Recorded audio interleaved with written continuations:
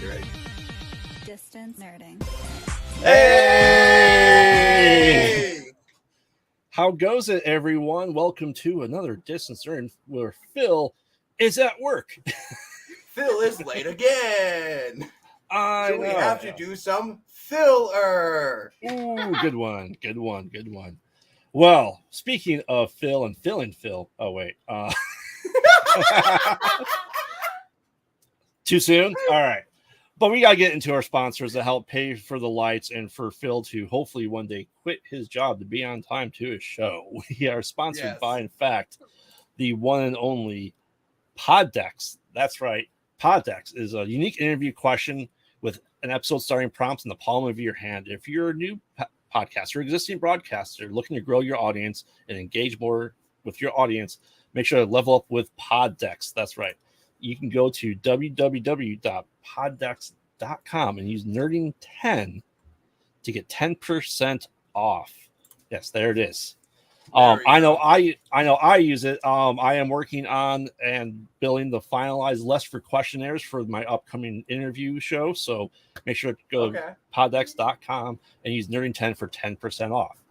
And if some of the questions are sponsored by Poddex, what powers young Phil? Why? It is, of course, Dubby. That's not. Oh, there we go. Okay. So, Dubby is an emerging brand of energy drinks created to help create focus, concentration, and reaction time with no jitters or crash. It contains no maltodextrin, sugar fillers, artificial colors, or dyes, and is keto friendly. Dubby contains Neurofactor, a neurotropic derived from the coffee fruit. It contains 150 milligrams of caffeine and 3 essential B vitamins to help you stay alert and energized. Go to w.gg and use code nerding10 for 10% off at your checkout. All right. Well, let me get rid of this stuff from the screen. I believe you two have some introductions for us, news for us, right? Other than Cam's pregnant, but hey, say Wong. That would be fucking, yeah. So coming up here on September 9th, we've got our Gym State Comic-Con Summer Gathering. There's someone behind you. I will. So on September 9th, here in Idaho, we've got Gym State Comic-Con Summer Cosplay Gathering. It runs from 10 to 2 p.m., and we are the hosts for said event. Oh, really? Yes. Yep. That is awesome. We've pedestaled and jumped all the way to that in less than a year. And then we've also got on November 4th a Batman-themed party happening here. At penitentiary. At our penitentiary, yes. Ooh. I would go, but there's potatoes where you're at. So I literally looked for like a keychain or a shot glass with a potato on it just to send to you. Yes, say Wong, it's the boyfriend back there. We can see him in the TV.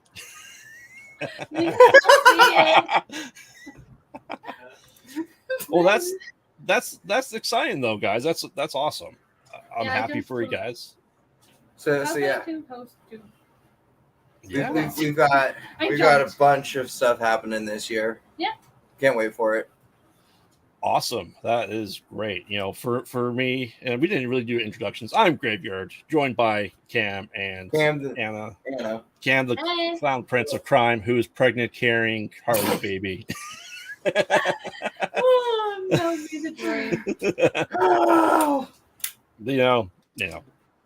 But anyway, we're just waiting for Phil. But we have a very salty, potential, divisive episode for our brackets tonight. You see what they were? Isn't it Star Wars? It is Star Wars. We are going to create our own definitive listing of best to worst Star Wars movies. Oh no! Hey, babe. Can you leave me, please? They're all on there. Now, obviously, whoever wins will be number one, and who is the run-up is number two. Then we'll go backwards, and then pick the best from there. And I'll make a list, and we'll put it on the Nerdington post, and see who completely agrees with us because what we say is gospel on the internet. It's right? the final word here. Yeah, absolutely. Absolutely. So pretty much who wins, it's going to be the best going down to last place of the worst, right? Yes, we'll eventually we'll do the bracket that will determine what the best one is, then we'll go backwards and then fill out the best. So eliminations will be the contenders for the bottom ones. Does that make sense? Okay. Yeah. So, while the holiday special clearly is going to win it all, just making it right now. But Holiday special should be at least top 5. oh, absolutely. At least. Absolutely. And, when Phil does jump on, we'll have to get his votes and see if it changes anything. If it skews the results in any way. Yes. And you know what? It's nice. I don't have to pick a favorite Star Wars like I do with my DC, where I just have to, do a coin flip. I've seen all of these, for better or worse. Star Wars. I know it's been a hot minute for me too. So it's been a hot minute. I actually still need to watch Ahsoka. Well, this is just the movies right now. Then we'll do TV I know, but I'm shows. just saying. I know Ahsoka just came out, and it's like Yes. I'm putting it off for a little bit because of everything that's just been happening. Yeah, we've had Yes. a fun day. So we've had a rough week. Yeah. Well, Understandable. cookies, thankfully. Thankfully, got cookies. In some cultures, it's a war crime to show the holiday special. Well, in some countries, watching Rise of Skywalker is a cruel and unusual punishment. Yes, it is. So, I'm ready to get into this. So 7, 8, and 9 have Kylo Ren in them. Oh boy. Yeah, she likes Kylo Ren. She likes Kylo Ren. She likes the trapezoid man. Don't judge me. He's hot. She likes guys that Yes, she Will. likes guys No, that throw not. tantrums. The episode man is not attractive. Thank you, Will. He's the lead. I would take like senior Luke Skywalker over Trapezoid Man any day. I wouldn't kill you. I'll take Rey though. Hey. Wow. Don't And let me there's rush, guys. Will's input real quick. Yes. We gotta summon the Frey Girl and Shadu because they need to be in here with us because I want to see the saltiness Yes. from them as well. Ooh, scary. So, well, Shadu is apparently unable to get in. Try again. Yeah. Shadu. All right. Last Jedi was cruel and unusual punishment. You're not wrong, Say Wong. And we don't often agree, but Yeah. It's a rare occurrence when you agree with Say Wong. it's a rare occurrence when anyone agrees with Say Wong. Yes, summon James. The Rock sucks. The Rock sucks. The Rock sucks. There you go. What? Can I help you? The Rock does not suck. We're summoning someone, so.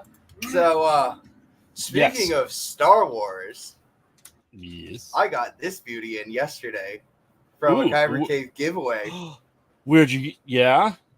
I mean, Yeah. it almost matches the graveyard a little bit. It almost does. I was sent the Almost. Kaiser. Yes. Oh, for So- James Kaiser. Yes. Yeah, I So love awesome. it. Do you? Awesome. All right, so we're going to get into the meat of this right away, and this is going to be a quick, decisive thing because I Graveyard, put you might want in to try sending him the link again to the StreamYard. Yeah. Because it's just showing an error on his page. error. All right, sent it again. So while waiting for Shadu to appear, I want to get your guys' thoughts because the way I do these brackets, there's in no particular order. I just list them out and I hit shuffle. So it's all Right, completely random. I've been on the website that you use, so I know. Mm-hmm. So there is no guest tonight. It is just Star Wars brackets, and the guest at this point in time is going to be Phil. Yeah. Phil is the guest. Basically. He's moved from hosting to guest on Thursdays. James has been summoned. Yay! Oh, there's a James. Yes. So Hi, James. I'm taking your spot again. look at us. Look at us. We're both wearing all our distance I nerding know! merch. I don't have any. Yes, you do. You I have a hat, and that's it. I'm wearing a shirt that Exactly. says I can't adult today. I can't adult any day. Yeah, no. My life. As a father of 3, I don't want to adult any day. At some point, we will get you a shirt. I don't like when I go to my dad. So, Again, we'll talk about this later. all right. So off the bat, this is going to be interesting. Based off of the randomness, we have the Star Wars Holiday Special versus The Last Jedi. Remind me what number Last Jedi is. Yeah. I know 8. him by number. The one where Luke dies. 8. Okay. Holiday Special. Is the better one? Because of Kylo Ren being in 8. I'm gonna kill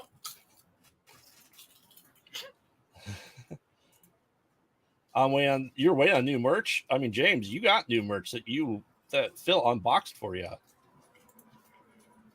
So, you're saying the holiday special because Because of I want to go anti-Kylo? against Kylo Ren. Okay. Wow, look at this. Look at all this chat here. Oh! Everyone's saying holiday special. That is awesome. That is yes. Underdog. Underdog. Underdog. I am also saying holiday special for one reason and one reason alone. You ready? Yes. It gave us the introduction to Boba Fett. True. So, Anna, what's your vote? I'm gonna Yeah. kill you. What's your vote? 8. The Last Jedi. Yes, I agree, James. So, James, are you saying what are you voting for, James? We need your vote. We need your vote. No, dude. Oh, I thought this was going to happen when I saw this rando hit. I'm like, ooh, this is going to be a very decisive one right off the bat. Ooh. That was a good one. Wow. He will marathon the holiday special before he watches The Last Jedi. Yeah. I might get slapped. All right, Here in yeah. 2 seconds. This is interesting that we have the holiday special, which was once critically panned, the worst thing Star Wars ever did until The Last Jedi. Until 7, 8, and 9. Correct. Wow. Unless more chat shows up. At this point in time, holiday special is moving on. It made it past the first round. Oh my God. Holy crap.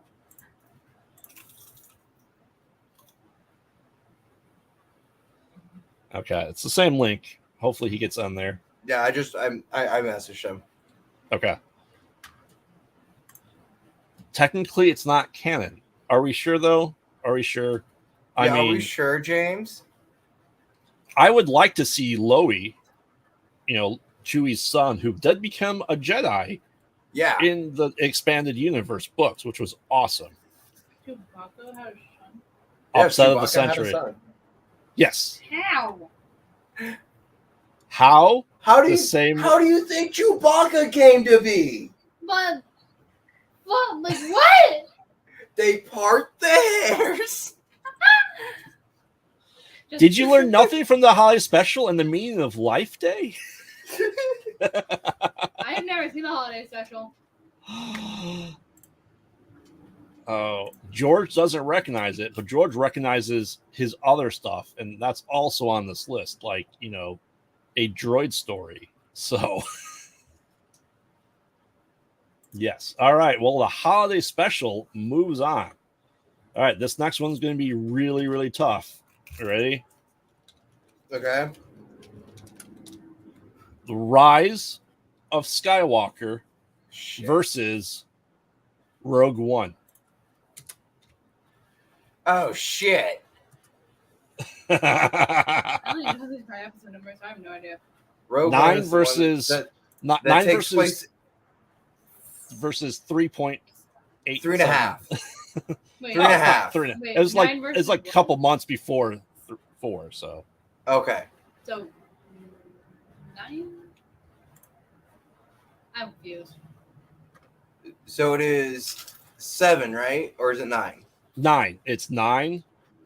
9 versus the one that literally takes just right before 4. And 9 has the running.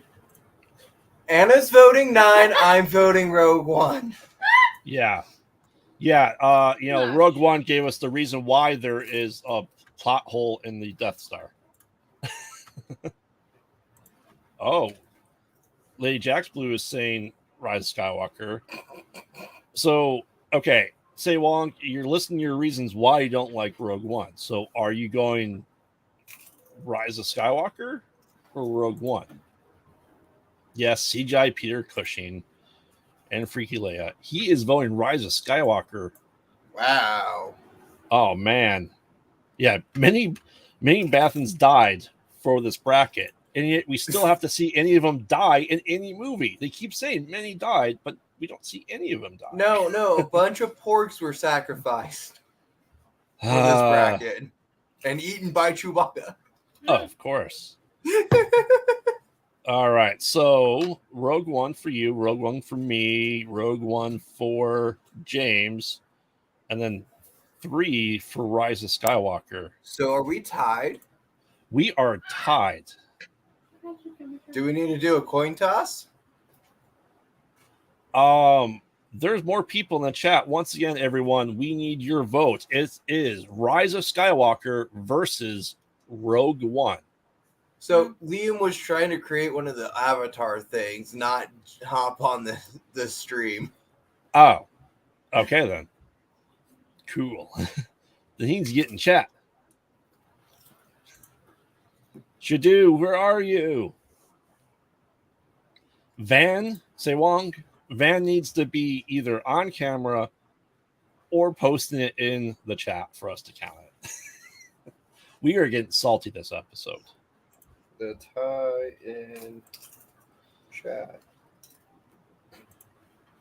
Yes, we need Frey. If you're listening, Shadu, if you're listening, we need your votes. 4s. I know what Fours is voting for. I know exactly what vote. Fours hates Rogue One. But still, we need him in the chat to vote. Oh God! Of course, James is eaten into Say Wong.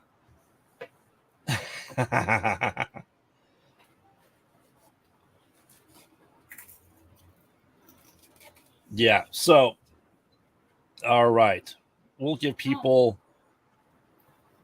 Shadu is here. Okay.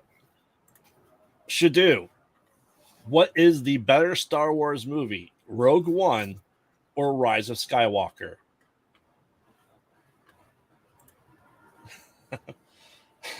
James saying Phil would vote Rogue One. He's going to take 17 minutes to explain why. I mean, we did get a movie to explain why we had the hole in the Death Star. Luke saying he was wrong, fixed everything bad with the sequel trilogy. And then she decided to pick the name Skywalker. And then she was a Palpatine. And then Palpatine came back somehow. Oh, wait, sorry. Fortnite. That's how. Oh, we got Rogue One from Shadu. Yeah. All right.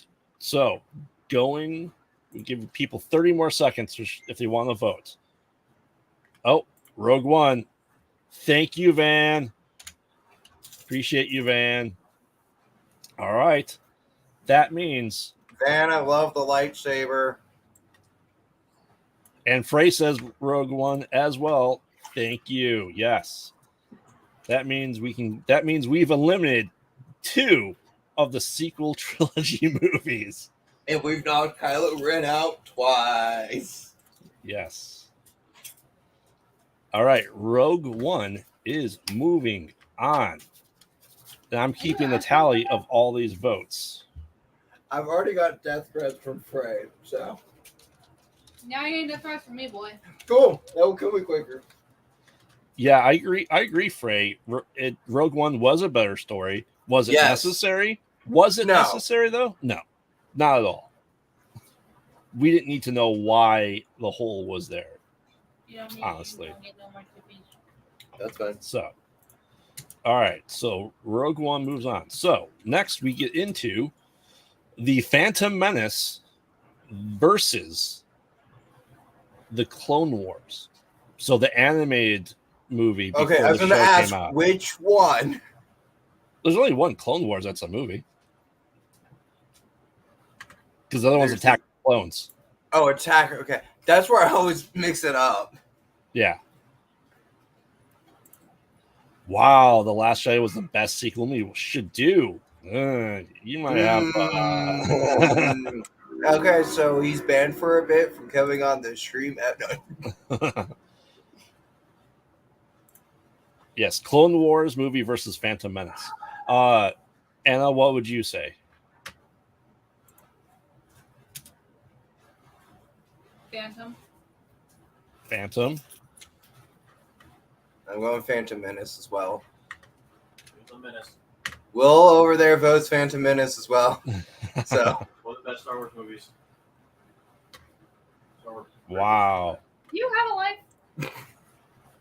Phantom Got one? Menace. Shut up. All right. Cam, you saying Phantom? yeah. All right. Okay. Phantom Menace. Wow. I remember going You get one. on Oh. Clone Wars because of Ahsoka. Ooh, Frey. That's what I was going to. I was going to say. Frey's probably going to vote Clone Wars. Yeah. I hate both of these with a passion. So what's the lesser of the two evils? I mean, I saw Phantom Menace and I go, great, now Star Wars sucks. And then I saw Clone Wars in theaters. I go, oh, okay, it still sucks.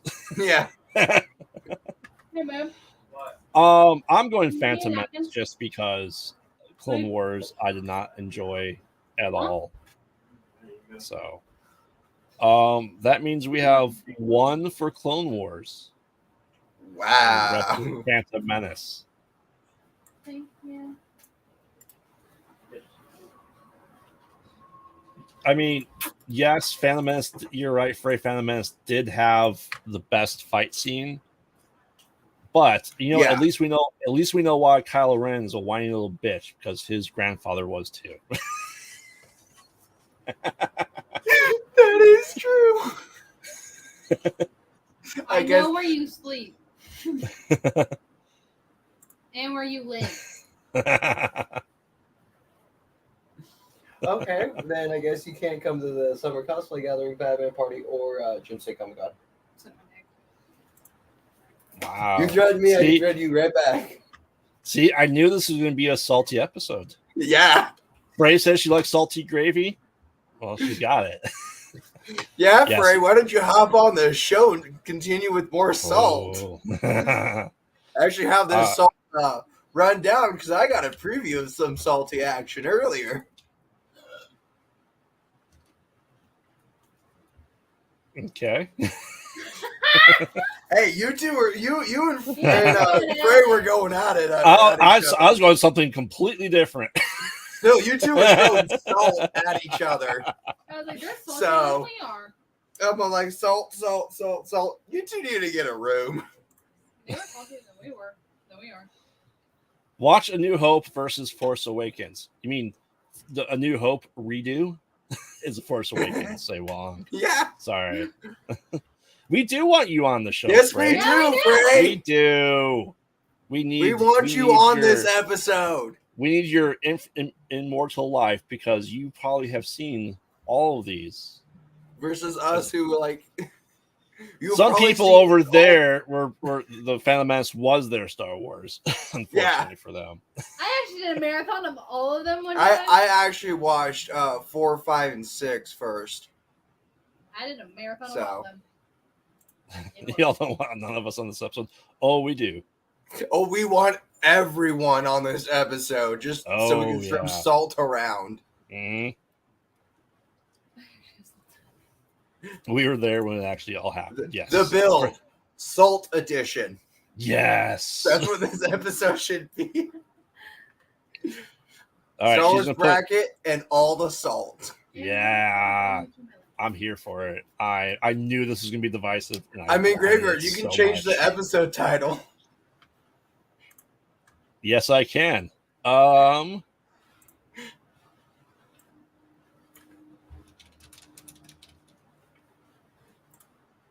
There we go. Yeah. Yeah. And all the salt. Beautiful. Everyone needs to get the sodium checked after this show. Yeah, Because we there's all so need to much go to salt. the doctors to make sure. Mhm. I know. I know. You're salty. I know. All right. And you are salty. Okay, first level. All right. This is gonna be a tough one. You ready for the next one? Yes. Solo, a Star Wars story versus a droid story. The droid story was the story of C-3PO and R2-D2 that came out in the 80s. Versus Solo, where he learned he got his name because he was by himself at the spaceport. Where we know how he did the fucking castle run. In under 12 parsecs. Yes. What's your vote, Pam? I'm going Solo. You're on Solo. Anna? Anna. Your vote? Solo. All right. Poor droid story. I like chips in my boobs. Okay. Yeah, now that's going to be on the internet. Congratulations. God dang it. All I did was stop the camera. I didn't mute us.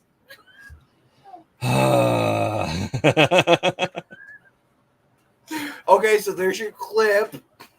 Yes. What was that timestamp? About 27:20 when she started digging.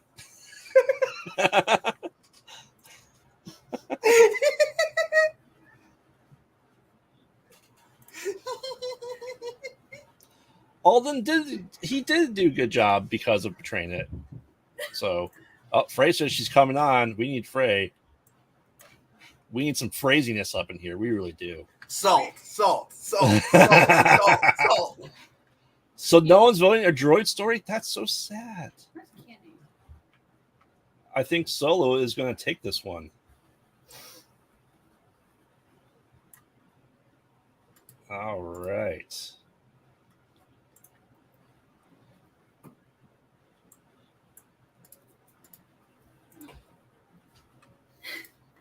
Say Wong, of course we want you on the show. Yeah, Sir Wong, especially on this episode, if you really want to come on. You know, we're all trying to fill in for Phil. All right. Well, that's 0 votes for a droid story. So, if we're going off of votes, so far that might be the bottom one. But we're getting to actually some Star Wars movies now. So we have Force Awakens Ow. versus Return of the Jedi. Return of the Jedi. Eh. Because I gotta vote against the those three movies. What? So number again? Force Awakens, which is number 7, Return of the Jedi, which is number 6. The introduction to Trapezoid Man. Force Awakens. Ah. Don't judge me. Well, vote for what I vote for. See, Wong, like I said, it is a randomizer that I do. So it's just how it lined up. So we have 2 more votes for Return of the Jedi. Ooh, should do with hot take. Maybe we need to pop that up when Frey hops on. Yeah, because Empire is the best Star Wars movie. I need to know Frey's opinion on what Shadu said. Oh yeah. Yeah. All right. So we have one for Force Awakens. Say Wong. I need Frey to support me. I don't know if she will support you on that. We will see if you have a death threat or not. Good for nostalgia critics, say Wong. What do you say it is?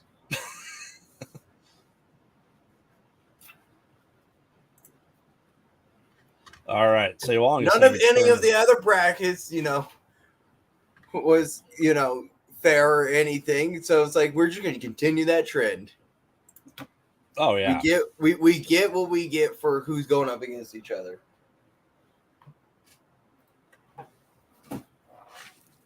All right, so we still just have one vote for Force Awakens, 6 for Return of the Jedi.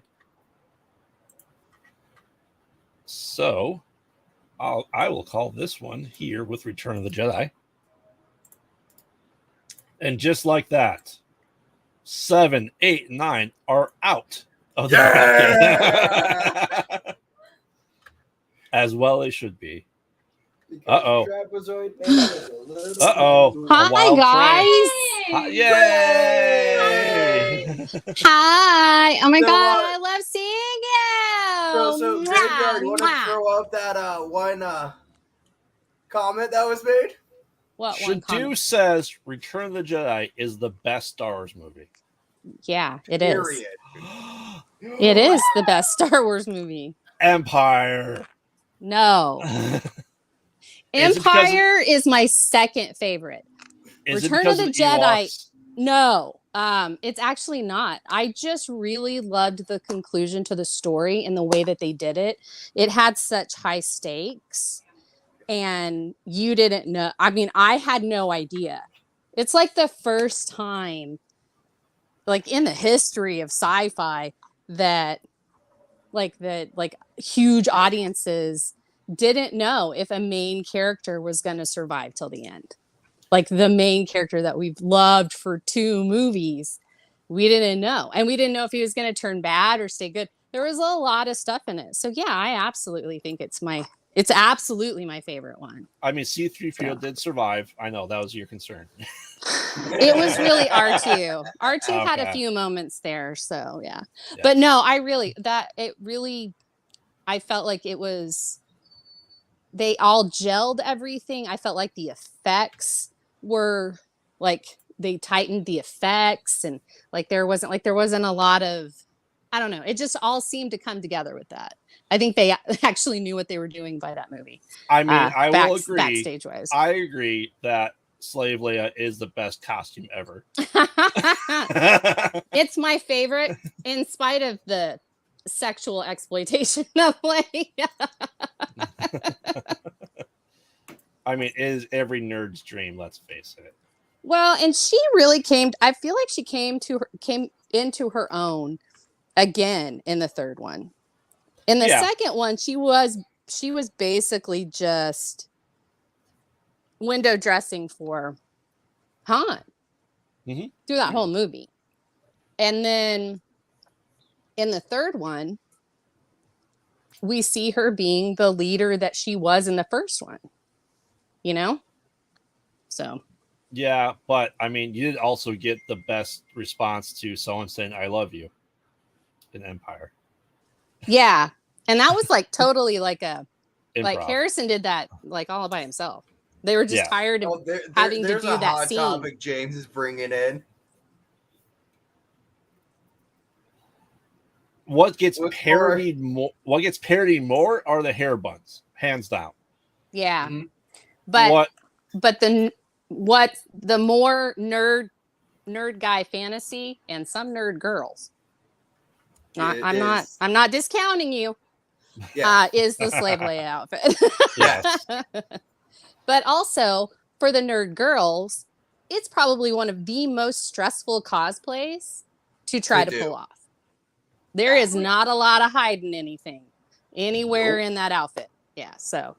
I mean, are you saying I should be able to wear it then? Okay. Yes. Yeah, Graveyard, I want you to go to a con wearing the I need Slave you to- Leia outfit, and we need pictures of it.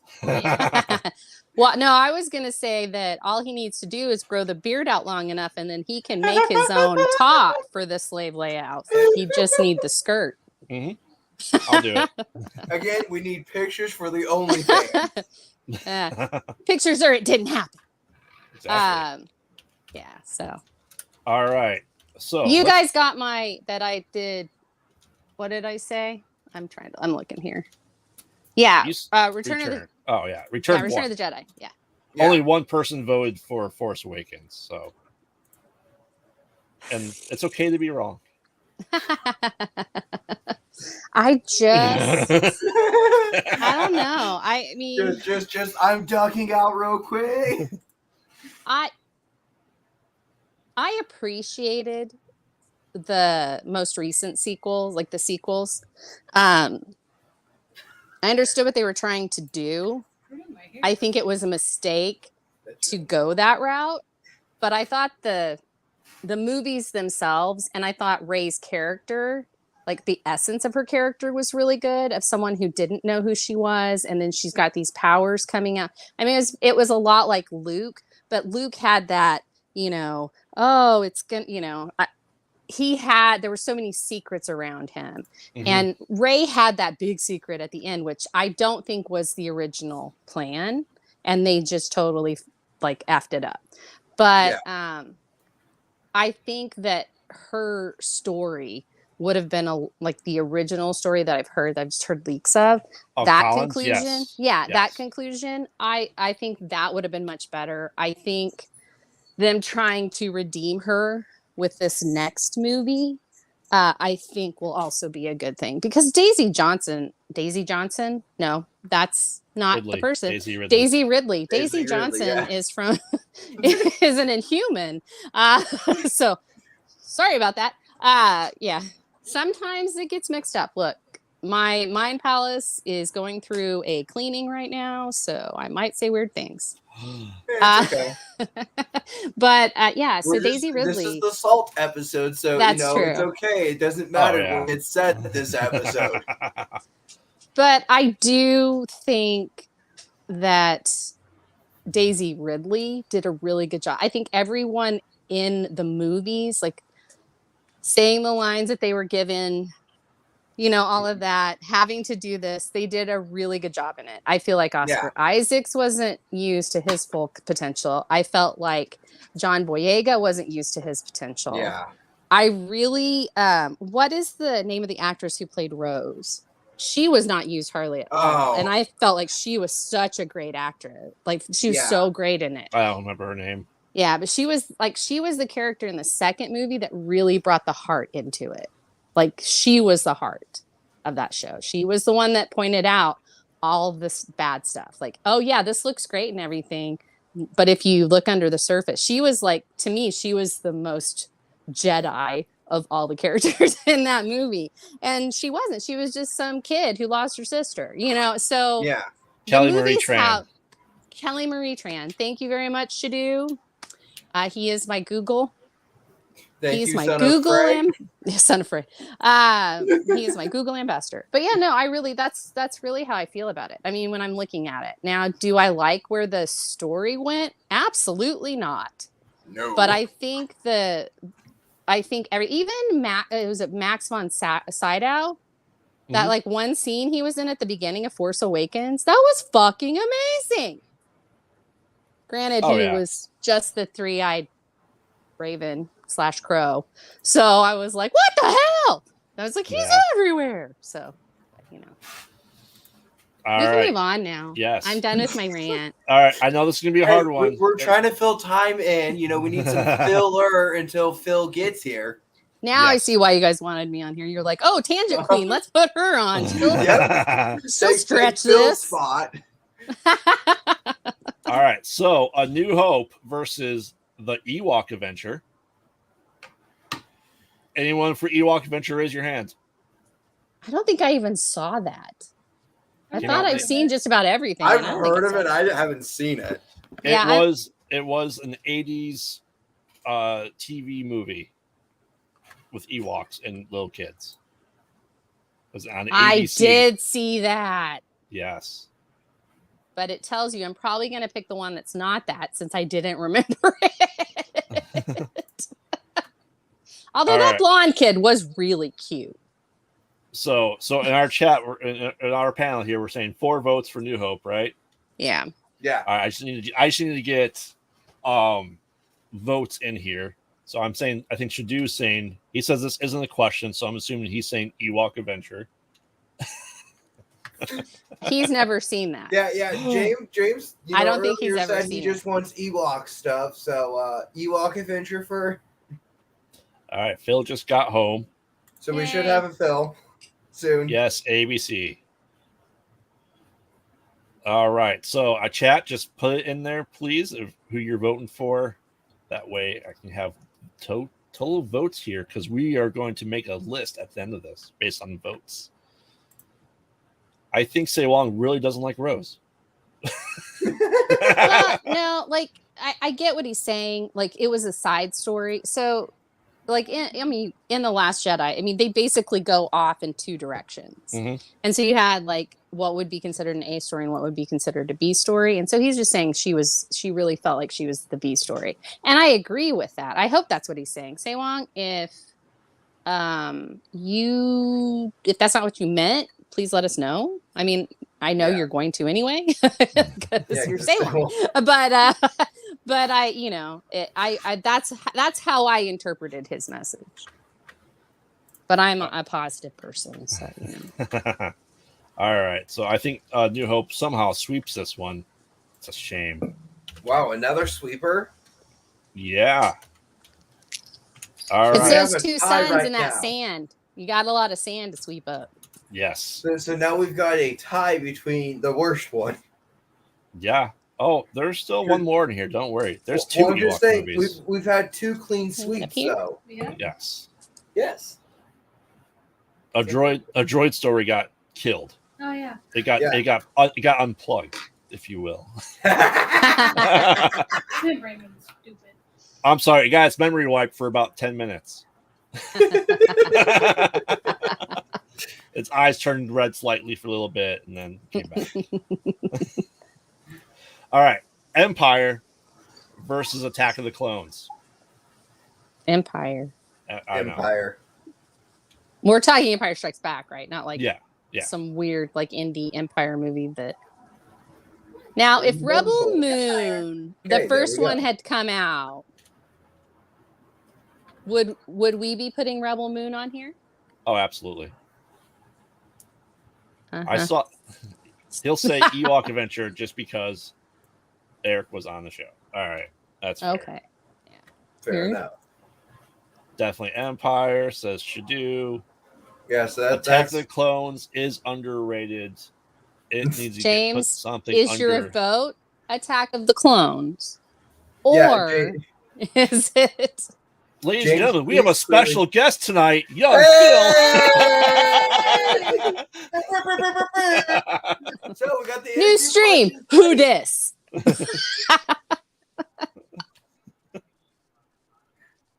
Is Dagobah overrated? Yes. James, do not make me come there. And all right. Hug your children. You can always wait till he comes to Idaho so he's a little bit closer.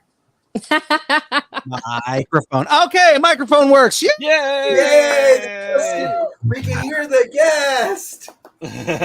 Yeah. Who's that guy? I'm definitely I'm happy to be here, guys. It's I'm proud to be a guest on this show called Distance Learning. Oh yeah. So you know what? Because you were the last one to come in, you have to build the Legos. Oh man. That's your punishment. Why would I want to build Okay, that's exactly what I'm here to do. I'm excited. What's up, guys? Welcome to the salt fight. The salt fight. I'm missing the salt. Oh yeah. And it's really funny because in The Last Jedi, that planet was made of salt. Oh wait.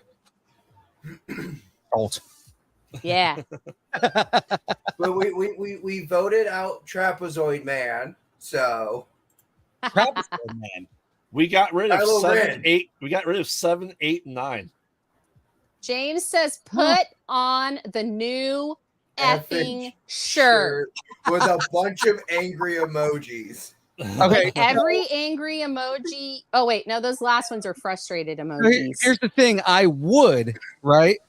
But I'm mainly not on screen. So I will wear it on Tuesday Ooh. when There I'm we go. actually on screen. Fair enough. Freaking genius. Well, I mean, you have Sketchy two guy people. Nevada. Are you trying to say sweaty balls? Sweaty balls. I mean, it's okay, Phil, because both Cam and I have our hats and distance learning shirts on tonight. Yep. Oh, you Oh, guys, yeah, I don't have mine. You know guys are what? horrible. I wore it once and now it has disappeared into the closet of mystery. Closet of mystery. Turn. Turn. Tell us the clothing that we should wear. I didn't want to do that because I was like, okay, we've got it. We've got to do something else. But we're invoking the closet of mystery. Please. Closet of mystery. All right. Will you so- go to Narnia? Will you go to Tatooine? Will you Uh-oh. go Oh, Uh-oh. to Mephisto? look who's here. You know what? It's just a party now because, ladies and gentlemen, yeah, that's right. Yay! Force is in the building. The Force is here! Yay! Yay! You better be damn well tootin' I'm here. And the Roshi shirt. Nice. Ooh. The You know- Force is with you. Sketchy guy Nevada wants to Hall of the People champ put it on. No, Every it is. every time I take my shirt off. That's when Every Sorry it took so long for me to get here. I just finished the very best series I've seen in a very long time. What series is that? Dragon Quest: The Adventure of Dai on Hulu. The Adventure of Dai. DAI, Dai, yes. Oh my god, what an unbelievably incredible anime. Oh my god. Wait, I'm sorry. I was messing with my headphones. What did you guys go see? He just had an orgasm. Is basically what it is. Yep, and the game comes out September 29th, and I am all over that. Oh, awesome. the Force awakens. Also, There we go. Phil's on screen for what? 5 minutes, and he's already talking about orgasms. Wait a minute. Oh, I don't know. It's No, I'm Phil. sorry. It says the Forzy awakened. I don't know who Forzy is. Yeah, who's Forzy? I don't That's know her who. nickname, Forzy. No. Is that your rap name? Forzy is what I call him. Is that your Star Wars DJ name? That's your DJ name. Wookie.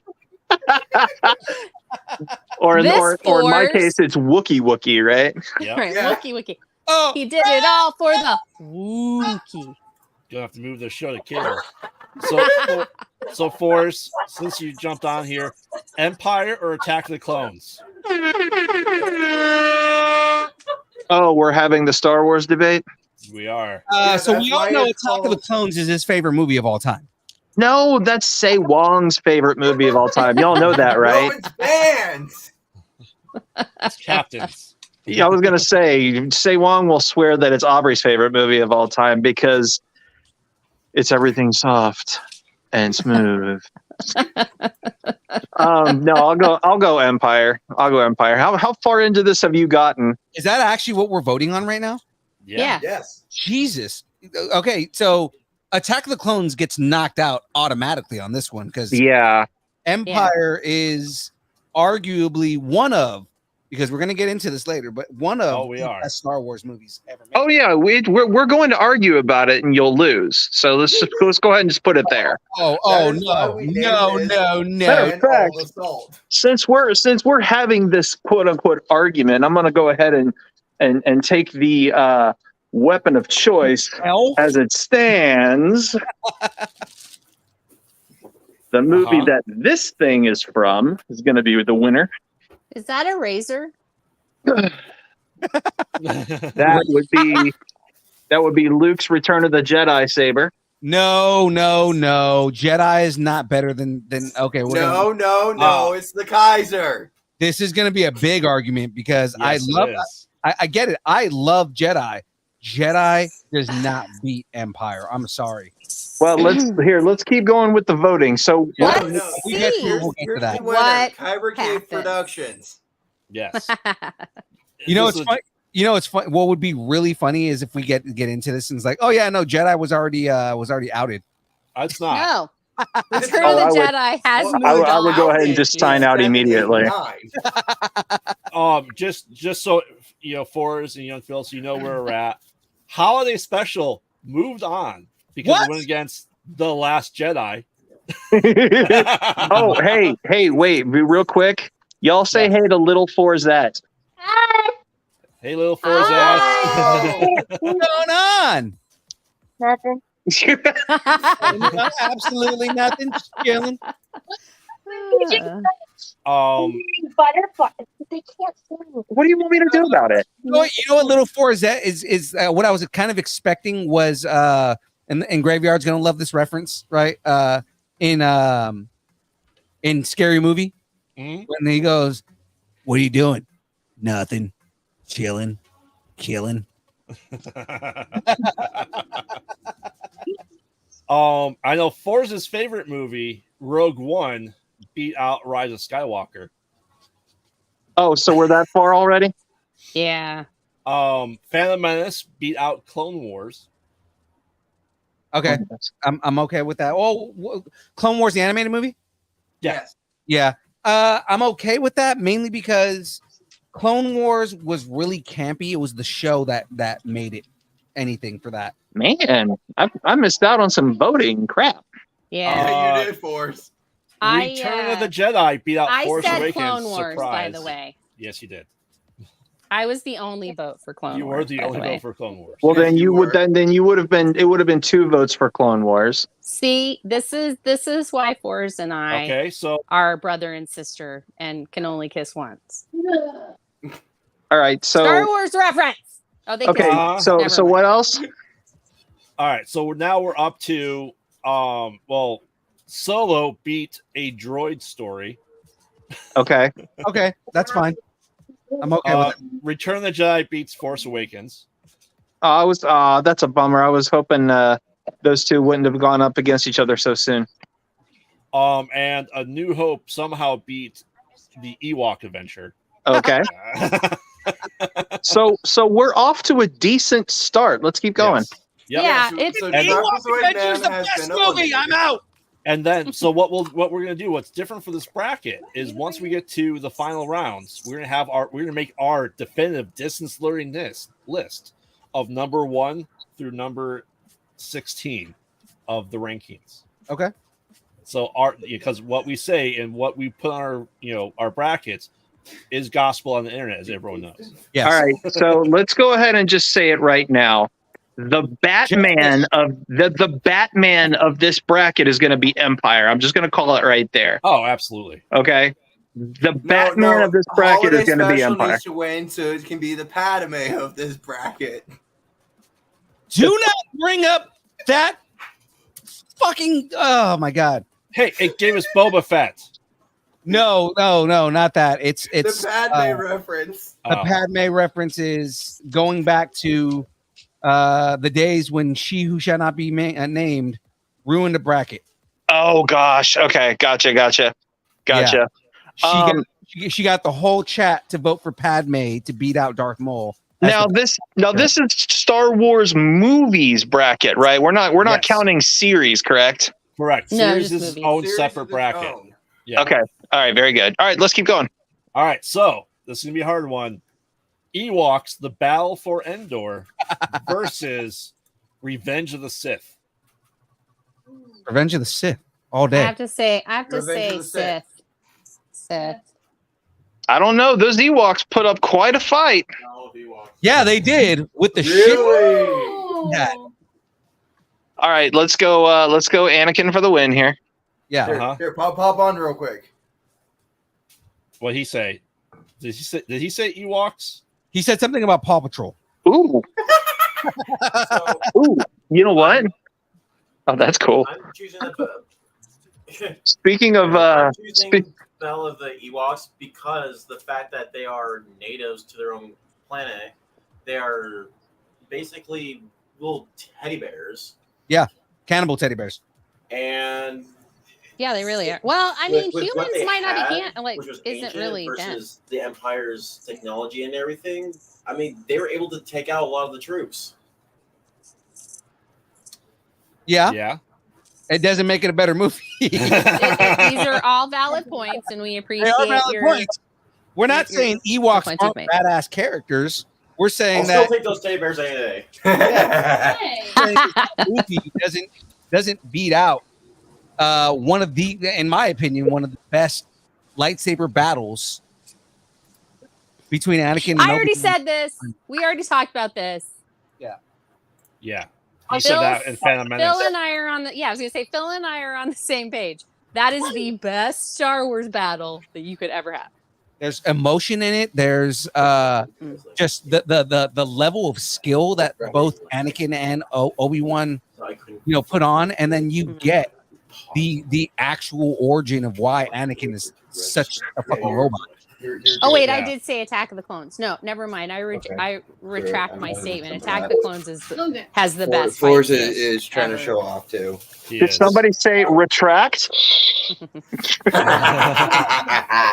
Which specifically, which fight scene are we talking about? The I'm talking about Qui-Gon, Maul, and That's Phantom and- Menace. You said That's Phantom Obi-Wan. Menace. Oh You mean- no, Phantom Menace. That was the one I was saying. Phantom Yes. Menace. no, and Phantom Menace.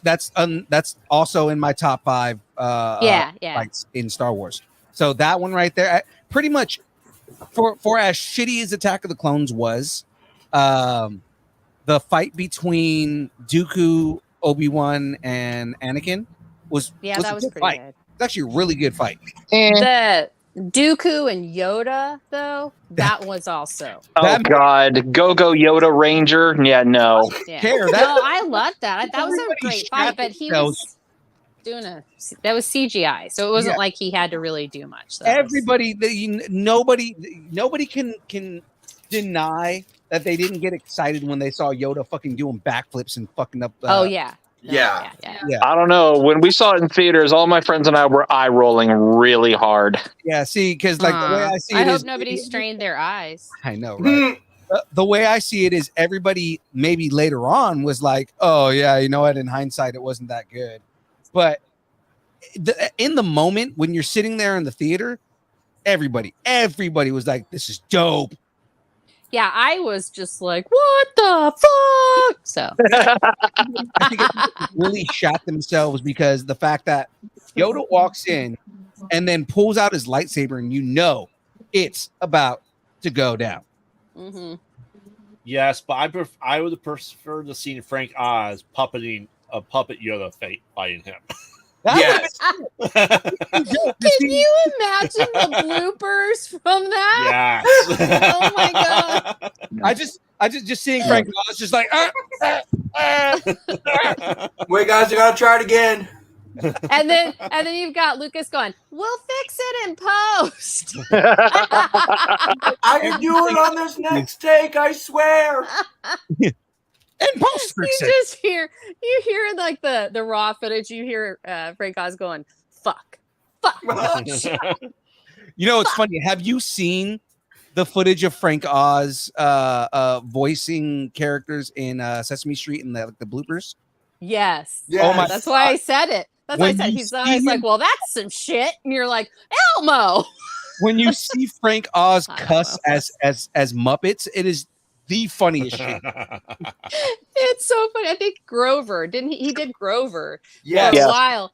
And like there's a scene between him and I think it's like him and Julia Louis-Dreyfus or something, and they're like doing a scene and it goes bad and he's like, well, that was just shit or something like that. But it's Grover doing Well, that was just shit. right. And it's just like, oh, and she just like bursts out laughing. She was just like, well, it's like that was the weirdest day of filming I ever did. Especially like seeing Grover, like, you know, with the amount of enunciation that Frank Oz did with that character, right? Just that Yeah. was shit. Yeah. Oh, yeah. No, it was totally in character and everything. All of them were. It's great. If you if you get a chance after the show, go and look it up. Yeah, absolutely. We have looked that up. we have hella derailed. What? As I We have so many people on. You really think we were going to stay on topic? Especially Yeah, with but all the salt being thrown around. I want to get through this whole bracket tonight because it's very interesting. If I need something for my all right, so let's continue then. All right, so we have Forza's 2 favorite movies going head to head here. The holiday special versus Rogue One. Rogue One. I go Rogue One. I mean, that animated Boba Fett, that was pretty good stuff. I mean, it's the original Boba Fett. Yep. But I mean, as hard as OG Boba Fett goes, I just Chirrut wins it for me. Secret Time, everyone. I watched the holiday special when it aired on TV. I'll go Rogue One. Cam, and you're both saying Rogue One? Yes. Forrest, are you going to have to say Rogue One? No, holiday special because F Rogue One. That movie was absolute, complete, and total bottom of the barrel shit garbage. No. So you haven't watched Andor then, have you? No, and I refuse because it's absolutely bottom of the barrel shit garbage. No. Anything having to do with Rogue One is trash. Andor is easily one of the best live action series, man. You can't say that about it. You are You missing have to out. watch it Yeah. before you can say that it's trash shit garbage because Right. you haven't seen it. So you shouldn't say that. I'm just saying. Andor is easily one of the best live action series out of all of them. It really is. Well, we'll see how that to fares me, when we get it to that has bracket. the best story and the most complex and three-dimensional characters of any Star Wars Correct. movie or show. Period. Or for August, Peridot. That's the stone for August, people. That's the gemstone for August is Peridot. My mom is August birthday, so I've known it was that weird green colored stone forever. So, See, Wong, have your own thoughts. Stop listening to the Nostalgia Critic.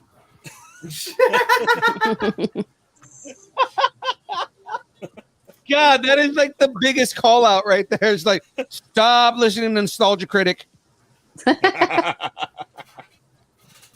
All right. Well, Rogue One moves on. Surprise. As it surprise. should. As it Yeah. should. Can you sign out while I open this? All right. Hang on, I'm opening NyQuil real quick. you're opening NyQuil?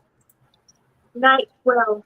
Okay, I'm like NyQuil. Yeah, I'm gonna go into a coma 5 minutes after I drink it. No, it's for my wife. She's going into the coma. Oh, okay. All right. Happy We just have coma. an unconscious Happy coma force for for the his rest. wife. Yes. Or is it just like, you guys like Rogue One, you're uncultured swine. I'm taking NyQuil. I'm done. Yeah. Well, y'all uncultured swines, give me just a second. The Nostalgia Critic has to open his NyQuil. Not only am I the Nostalgia Critic, I am the marginal Nostalgia Critic. Marginally. Just Marginal. You owe me. Well, I don't drink Coke anymore. You owe me a beverage, Phil. Oh, you a Coke Zero?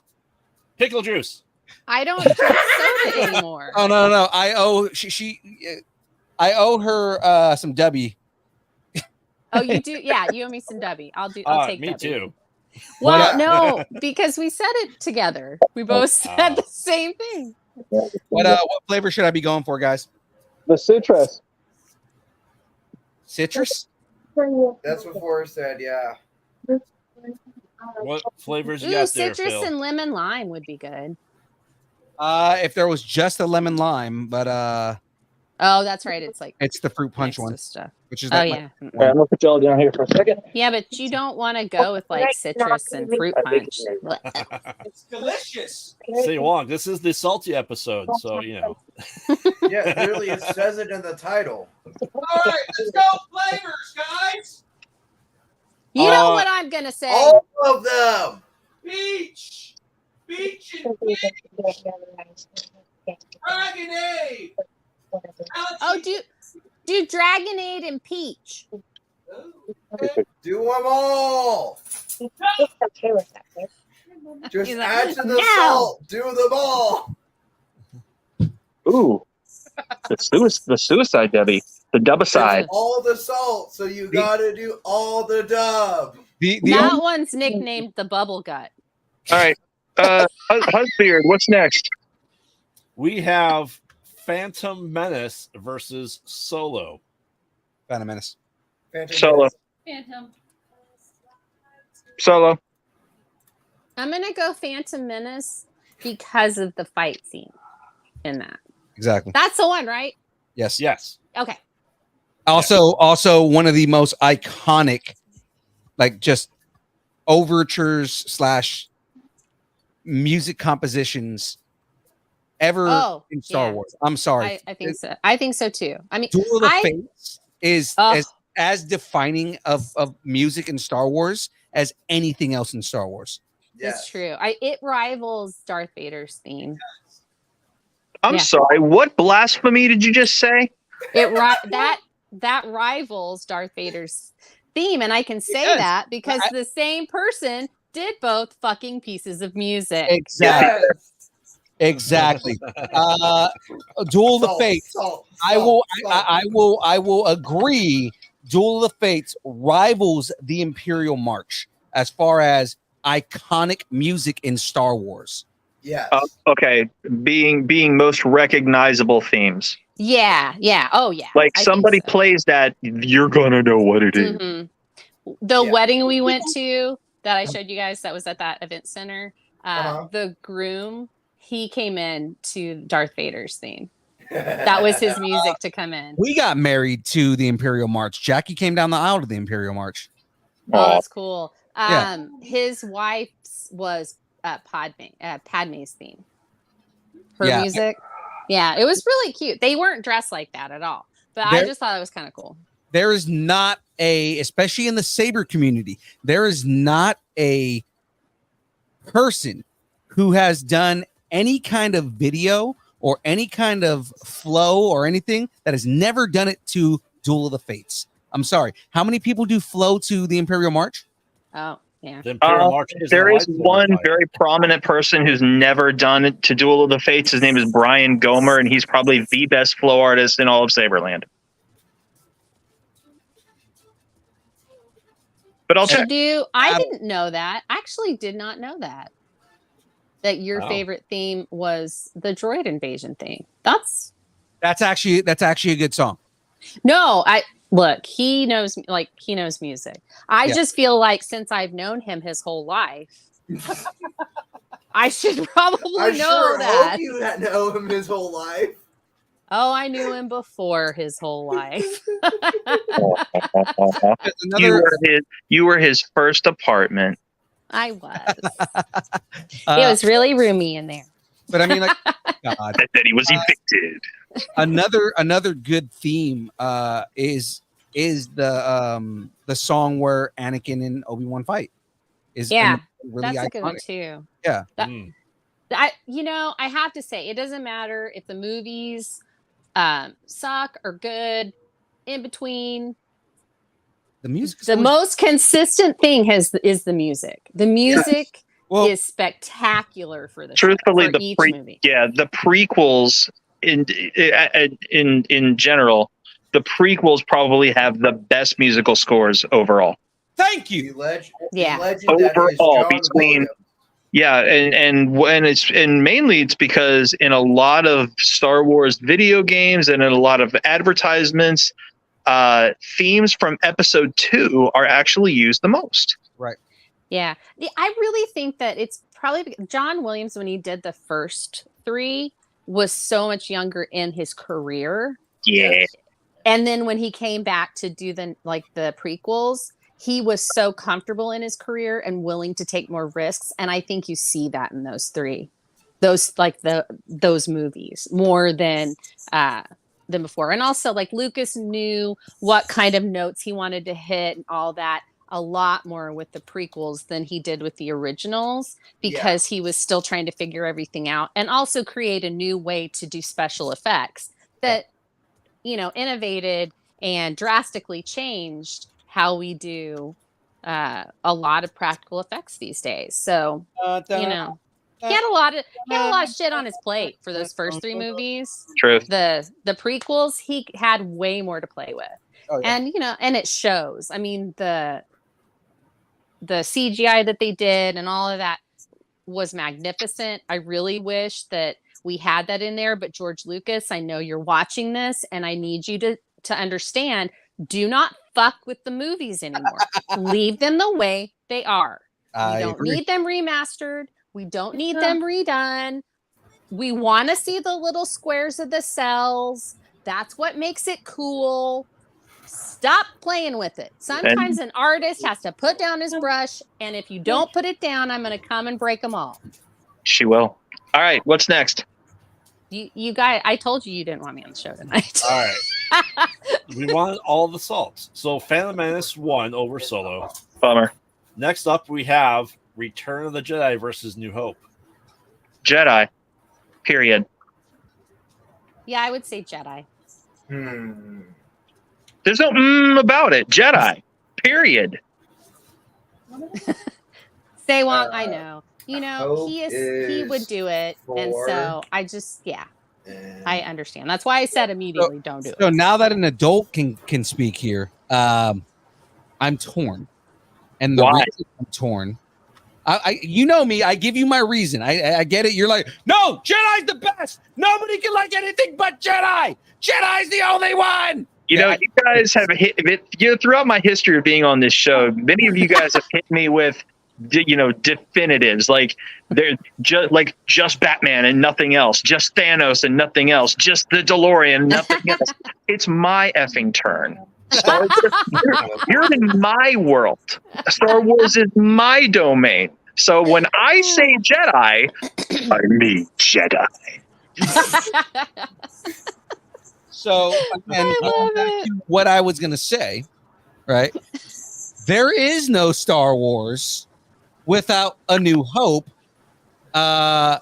We get the introduction to Darth Vader in that. Now, again, why I'm torn is because we do get very good introductions to characters. We get, and if we're going to be judging off of anybody, I'm sorry with Say in the chat. I just... Han and Chewie steal a couch. Steal a couch. I just, oh man, Say Wong, you are on point tonight. Thank you, sir. Like I was saying, I'm torn because, again, you get introductions to characters that last, forever at this point, right? Yeah. But then you to the argument on the other side. Okay, Forrest. Now I'll start making arguments for why I'm torn. All right. Mm-hmm. Yes, you do get a lot of callbacks in Return of the Jedi that pay off for things that happened in the first movie. You get the first appearance of why all of a sudden I'm forgetting the fucking slug's name? Jabba the Hutt. Jabba the Hutt. Jabba the Butt. Jabba the Butt. No, so Wookie. Yeah. So we hear about Jabba in the first movie. We don't see Jabba unless you count the deleted scene where Jabba doesn't exist. But where Jabba's a guy. He's just walking around. Yeah, where Jabba the Hutt is just a dude. But no, I mean, we get a lot of payoff, right? We do get to see a much more mature Luke Skywalker. We get to see Luke Skywalker. As much as everybody wants to say that he's a Jedi Knight at that point, I feel like he's kind of teetering a little more on the dark side. especially rocking black robes. But I mean, like, he is. We do get a lot of kind of payoff in the series, right? Yeah, Now, I won't. I can't. And my argument to say that it's not the best movie. We'll get to that when we get to the inevitable Jedi versus Empire, because I've got my arguments for Empire all day. But I think in the end,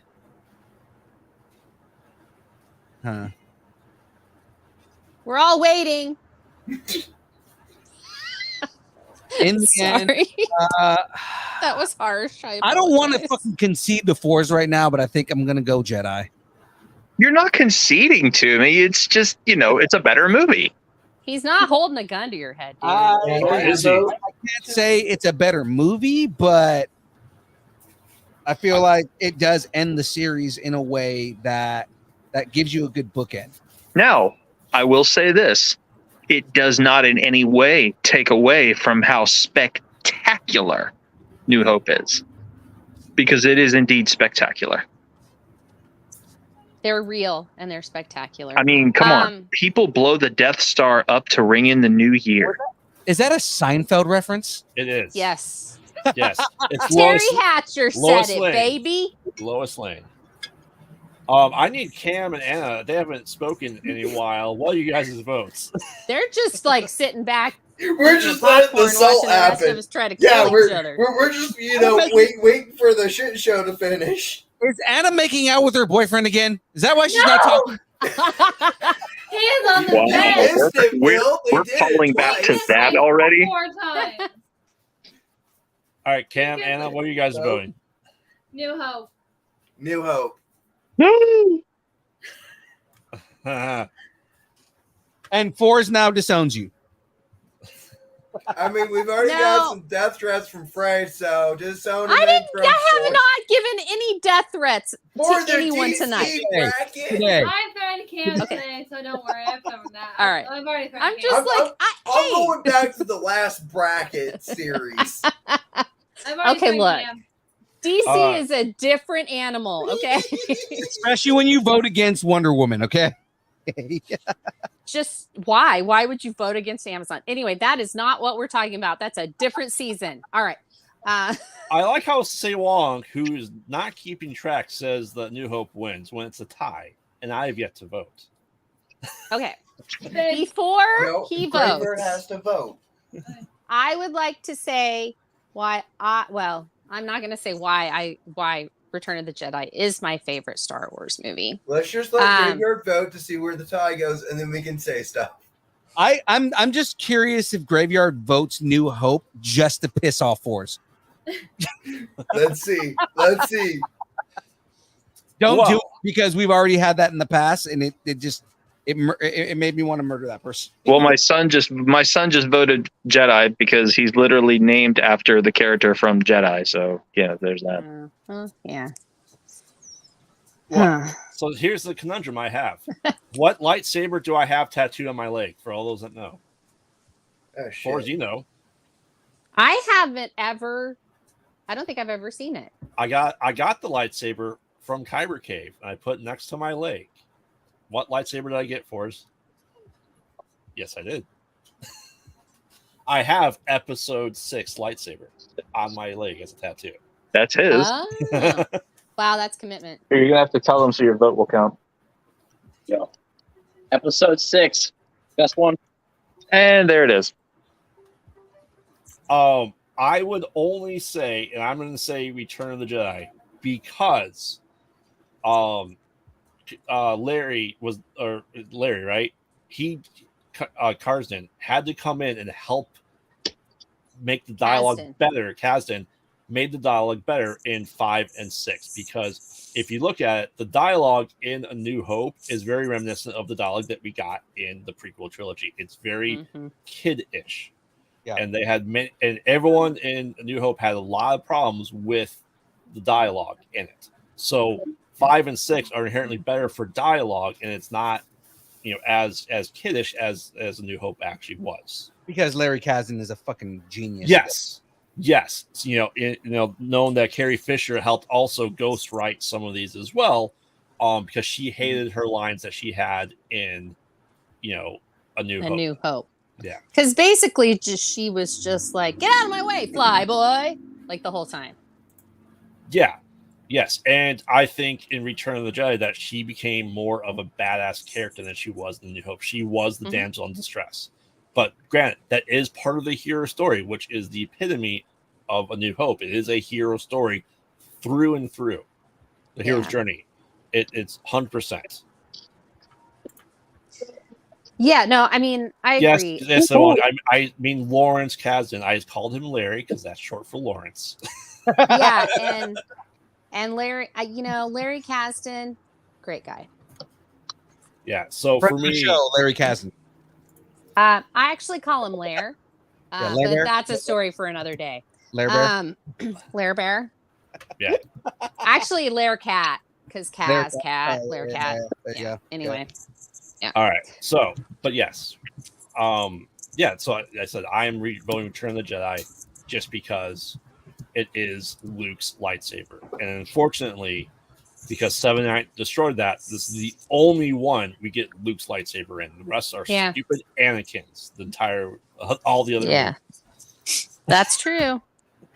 So, and I think so too. I really feel like the Return of the Jedi was the best story. Because it was about conflict, and it was about man versus himself, and man versus the elements, if you really think about it. And so it had those bigger archetypal things for me, whereas in the first one, since it was starting the journey, you couldn't have so many of those. It wasn't really about Luke. It was about Luke awakening to who he really was. So that was, that's why I really love Return of the Jedi, is because of those moments and those turns. So I think it's really good. I mean, I think that it's good. Whereas Revenge of the Sith is so red and dark. You've got Return of the Jedi, which is green and hopeful. So, and I just love, that to me, that's just great. And I just love stuff like that. Anyway, I'm in a really contemplative mood, and I've been this way all day. Because if we get to this next one, we'll have that conversation. It's going to duke it out. It's not going to be the final two. Also, the thing that I'm building right now is from Jedi. So, I mean, yes. All right. So next up, we have Empire versus Revenge of the Sith. Holy what? What? God, it's like Will hurt that. I'm Empire all the way through and through. Yeah, I'm Empire. I love again. Revenge of the Sith has a lot of good scenes, but it is essentially a flawed movie. There's a lot of plot holes in that movie. Yeah, there are. So it's just kind of like I can't say that Revenge of the Sith is a movie that I would want to move on, because, again, Plo Koon got killed in the most stupid way. So did fucking Samuel L. Jackson. Mace Windu. Mace Windu got the worst demise. And Anakin's turn didn't feel earned. Out the Windu. Yeah. He went out alive. like a little bitch, and he shouldn't have. Mace Windu's still alive. That's what I've been waiting for. I've been waiting for Mace to show up, like, mangled, and that's what I've been wanting. All right. Maybe that's who's no, I'm sorry. That's an Ahsoka thing, and we're not talking about that right now because maybe not everybody's seen it yet. All right. But also Tuesday you can talk about it. That dude's way too small to be to be an older version of Mace Windu. You know who I'm talking about, exactly, right? That's what I just said. I think that dude is too small to be an older Mace Windu. I do too. I will off camera. I will tell you who I think that is. Oh, I think and why we haven't seen them. Yeah. I think we talked about it already, but Did we? Okay. If we, Graveyard, what were the options again? Empire Strikes Back versus Revenge of the Sith. Fours. Revenge of the Sith. What? Yes. Cam and Anna. Empire. Both of you? Remind Anna the numbers. 5 and 3. It's done. I haven't voted yet. I'm working up the list here. I know. I'm just saying I haven't voted yet. So like that. Yeah. Not she that asked, I'll really. No, she asked the numbers of the episodes. Empire okay. for me, Sith for Anna. Revenge of the Sith. All right. I like a split household. Well, he doesn't live with us. I know. It's just because you guys are both on Empire the screen. You guys are or literally like there's a Revenge of the Sith. Ray? It's really hard because The boy says Sith. the Revenge of the Sith, to me, yeah, it did have some plot holes, but it had some of the best goddamn fighting I've ever seen. True. And Empire had some of the worst lightsaber battles I've ever seen. That one, like you look, but see, when it came out, it was the best thing ever. Like that battle scene was like, oh my God, this is amazing. But then you compare it to the prequels and you're like, this is some sort of like DC bullshit crap here. Not, wow. Yeah, you look, well, let's not get into DC fight scenes and I have beef. We finished the DC bracket. We're moving on. We did finish the DC bracket. We have the final 4 to do at some point. But I will say, I feel. I'm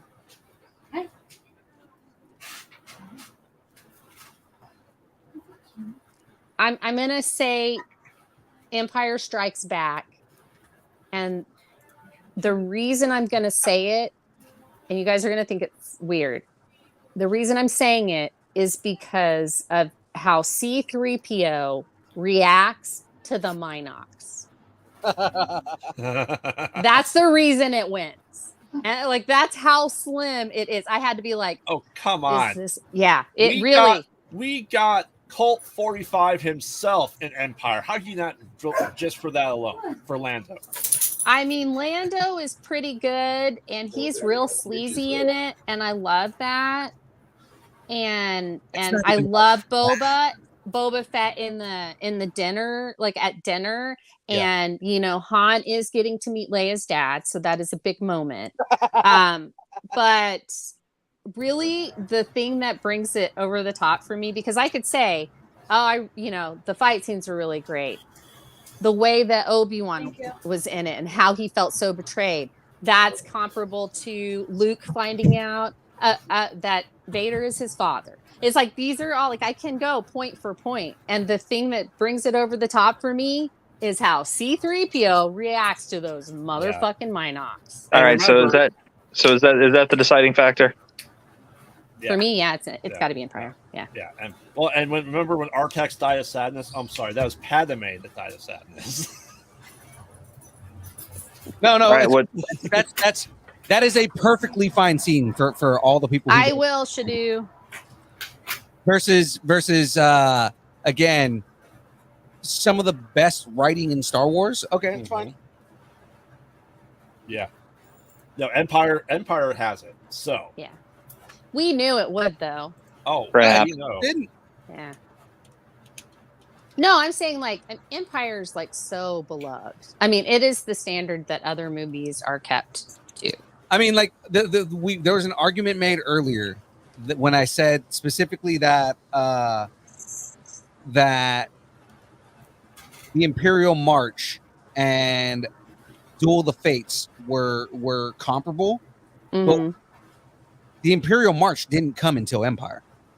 No, and I mean I get that. I mean I understand. I'm not saying like, I'm just saying that anything that goes up against Empire is going up against the behemoth of the whole series, because it is the thing that is beloved the most. It is what a sequel is supposed to be. It is. It is. And it's made the standard. Absolutely. That's the other thing, is it is the standard bearer for what a sequel is supposed to be, because it made, you know, it was one.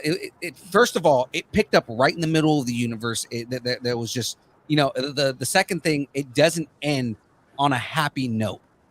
No, it doesn't. It does not have a happy ending, which is what movies in the 70s and the 80s were used to. Is every movie ended with a happy, you know, happy ending or something along those lines.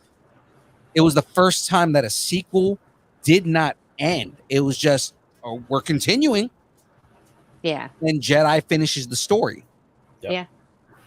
Well, and you know, I really think that before Empire, people weren't doing a lot of sequels.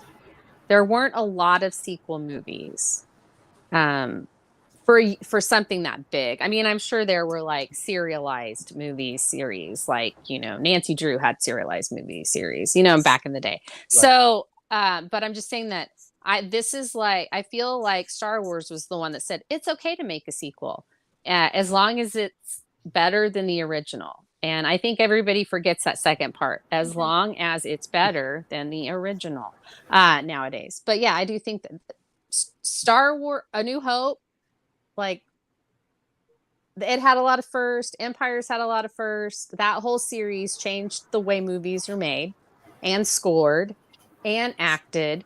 And like, it changed so much and brought sci-fi into the mainstream and probably helped the comic book industry.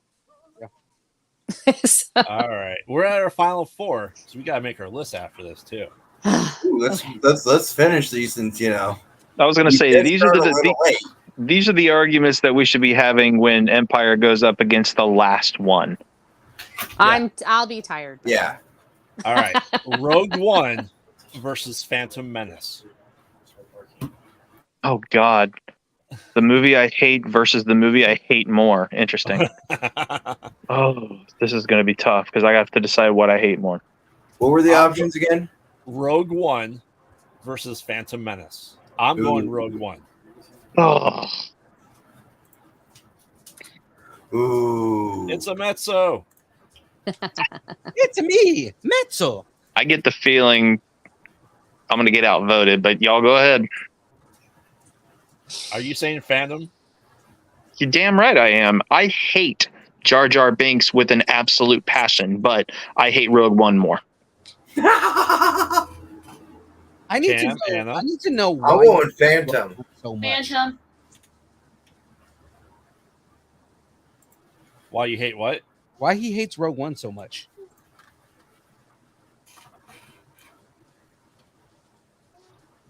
We'll see how far it makes it. Then I'll give you my argument.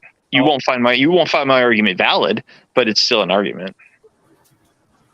Frey? This is really tough.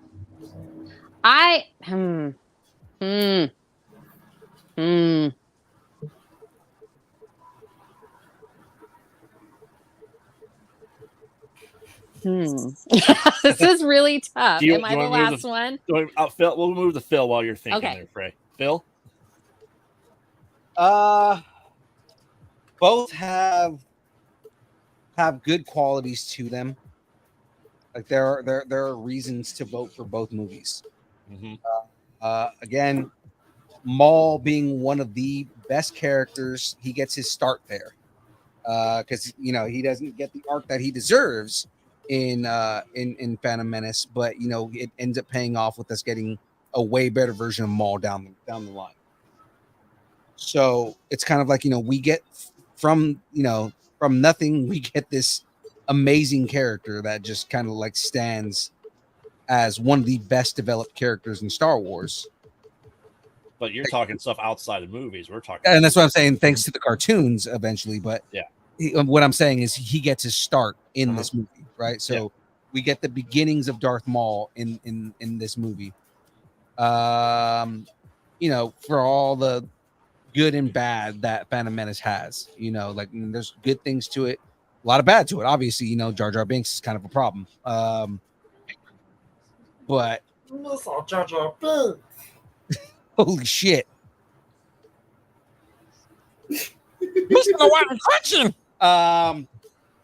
That was pretty fucking awesome right there. What? that Yeah. That was pretty fucking awesome.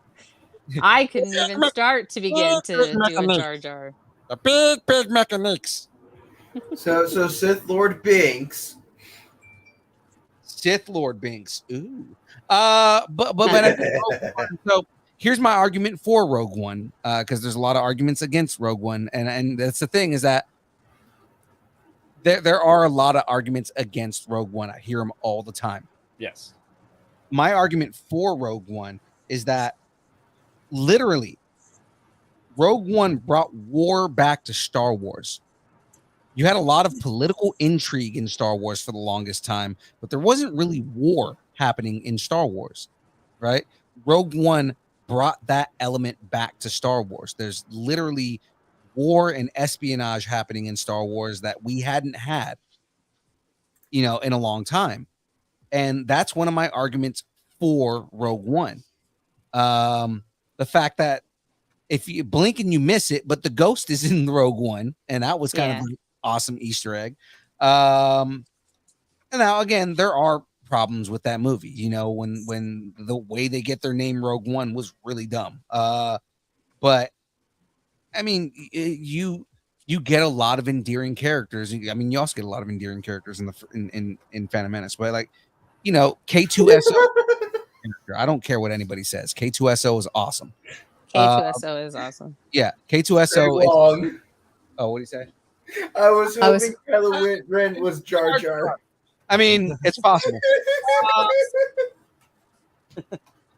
Little known fact: Jar Jar Binks reinvigorated the Knights of Ren, and Kylo just took his place. Well, Jar Jar was the reason why that the Emperor got all the power he did. He was the final vote. Yeah. I mean, if you want to argue in kind of like that spectrum, like that is already. Like that is something that Jar Jar Binks has on him. The foil that he ended up being was that he's the one that actually created the path of power for Palpatine. So yeah, he created that vacuum for Palpatine to be able to capitalize on. Yeah. You know, and he's an idiot, but I mean, like, it's kind of in the Clone Wars series, they do redeem him a little. So Jar Jar, yeah, he's not quite as annoying as he is in Phantom. So, do you have Phil? We still have two big debates left after this one. So, okay. The heavyweight champions. I am gonna just go ahead and say, God, I hate this. Rogue One. Why don't you pull Say Wong? What's the nostalgia critics say? Say Wong voted Phantom. He did. Phil.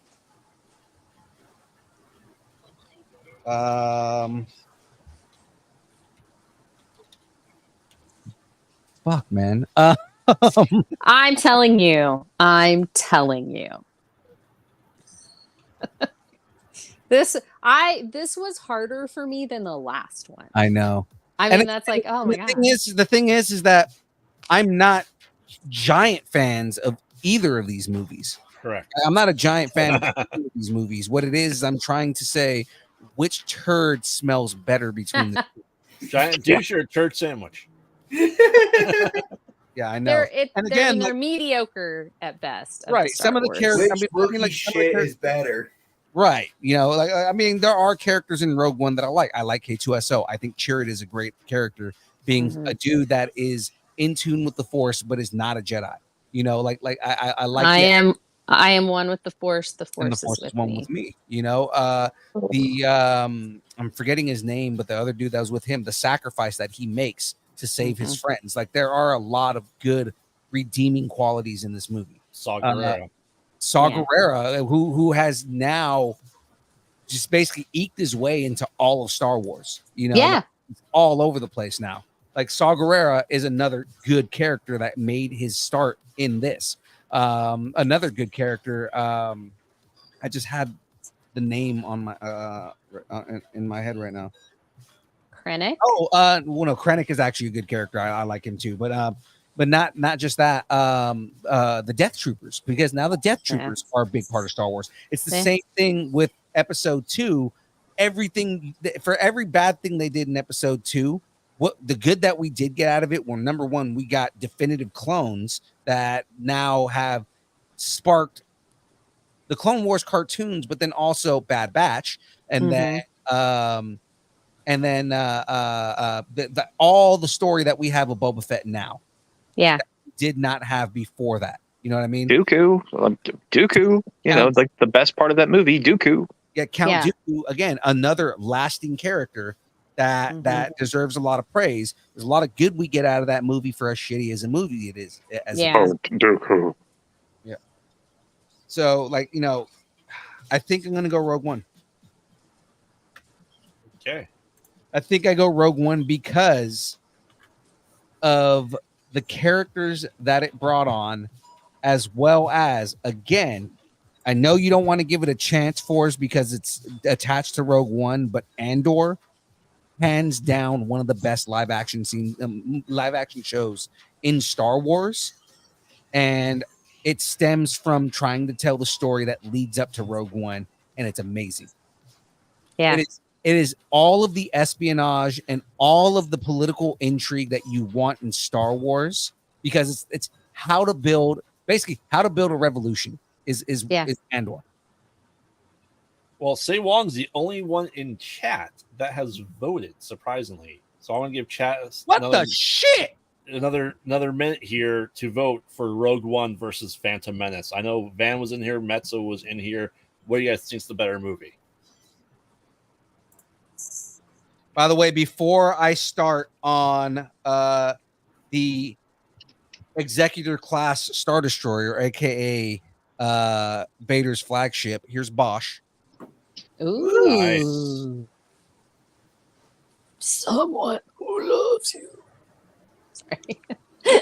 I just that whole like her voice thing. Where she goes, carbonite hibernation sickness. Who are you? Have hibernation sickness. Oh, there you go. That's what awesome. You just did with your voice. That was it. That right there. Oscar worthy. Thank you. All right, Say Wong's a Force took them all. Nice. So excited for the Star Destroyer right now, the Executor class. I'm pretty sure Shadu would have said Phantom Menace.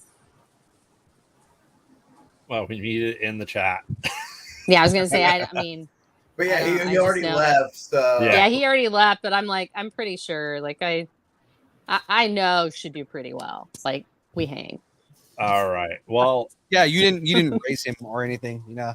Not like you know where he lives. Right. All right. With only one vote from the chat, Phantom Menace moves on.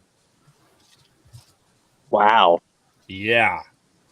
I voted for Rogue One, but I'm I'm okay with Phantom Menace moving on. So same. You know, again, I had arguments for both. So I mean, like, you know, I'm not upset one way or the other. Yeah. Oh yeah. To see what Phantom Menace is going to lose to.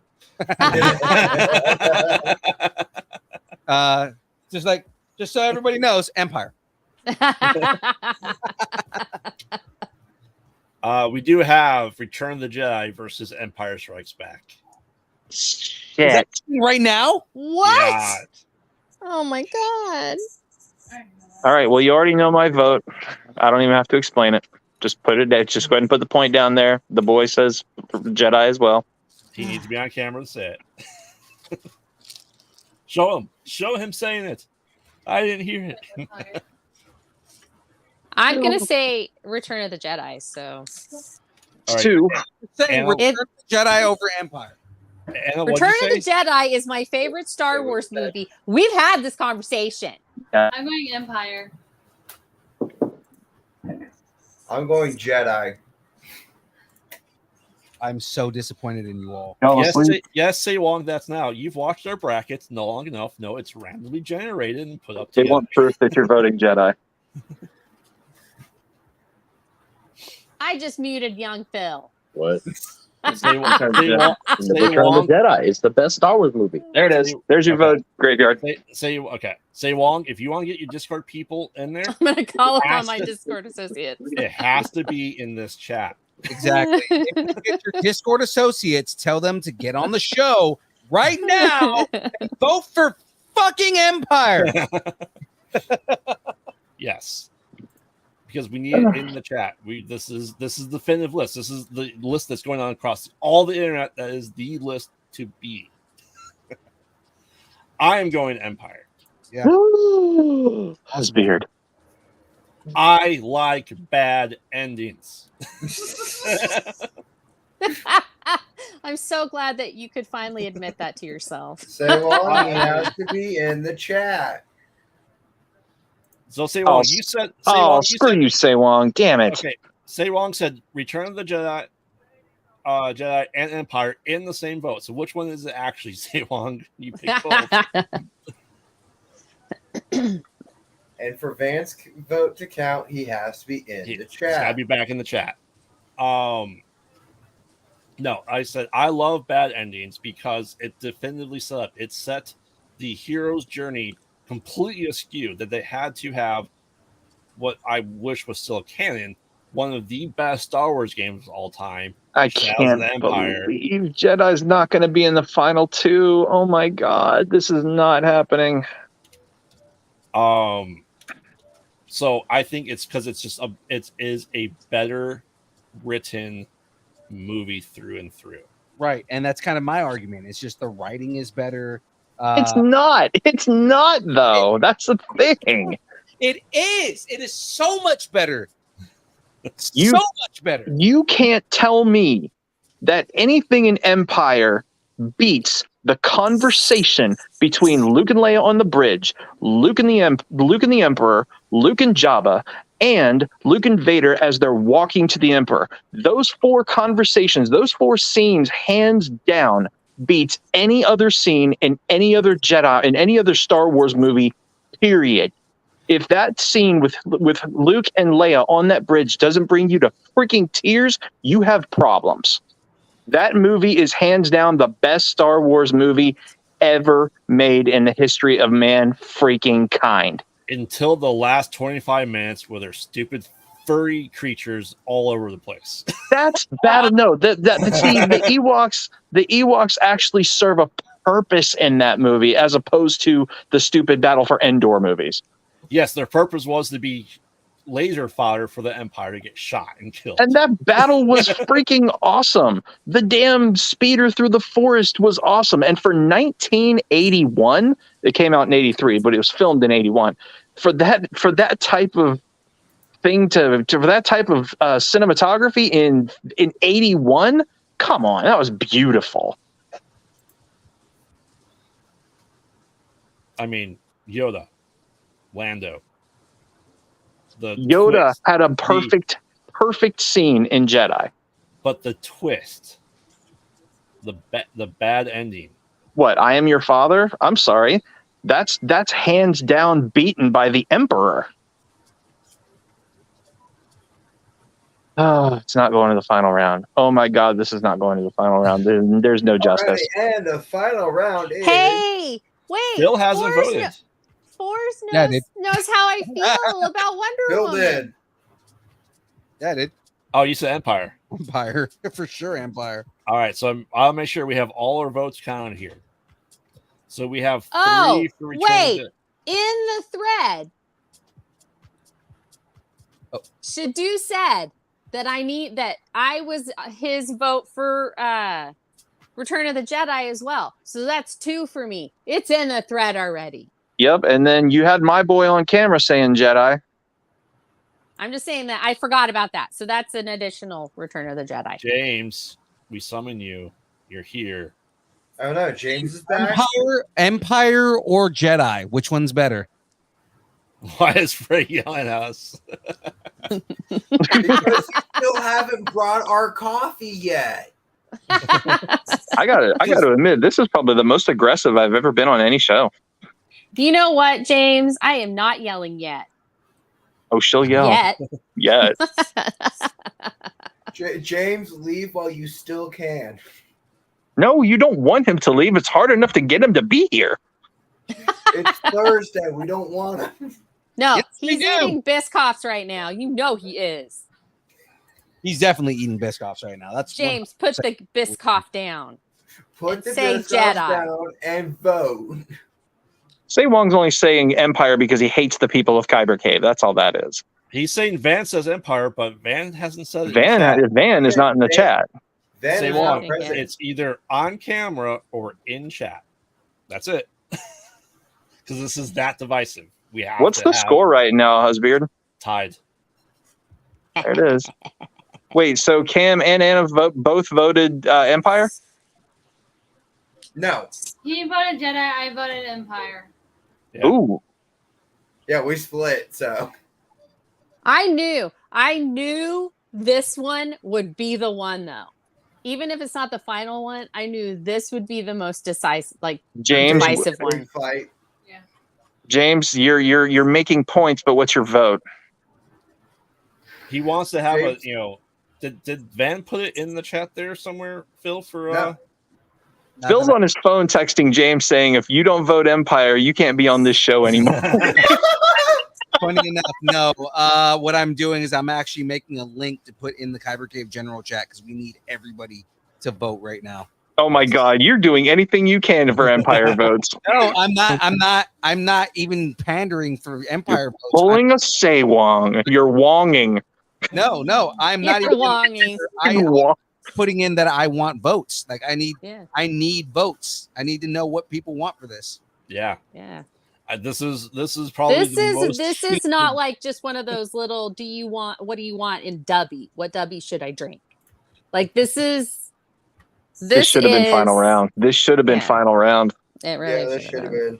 This should have been. This is like Goku versus Vegeta here. This should have been final round. This essentially is the final one because we know whatever wins here is not being Phantom Menace. All right. Yeah, pretty much. That is true.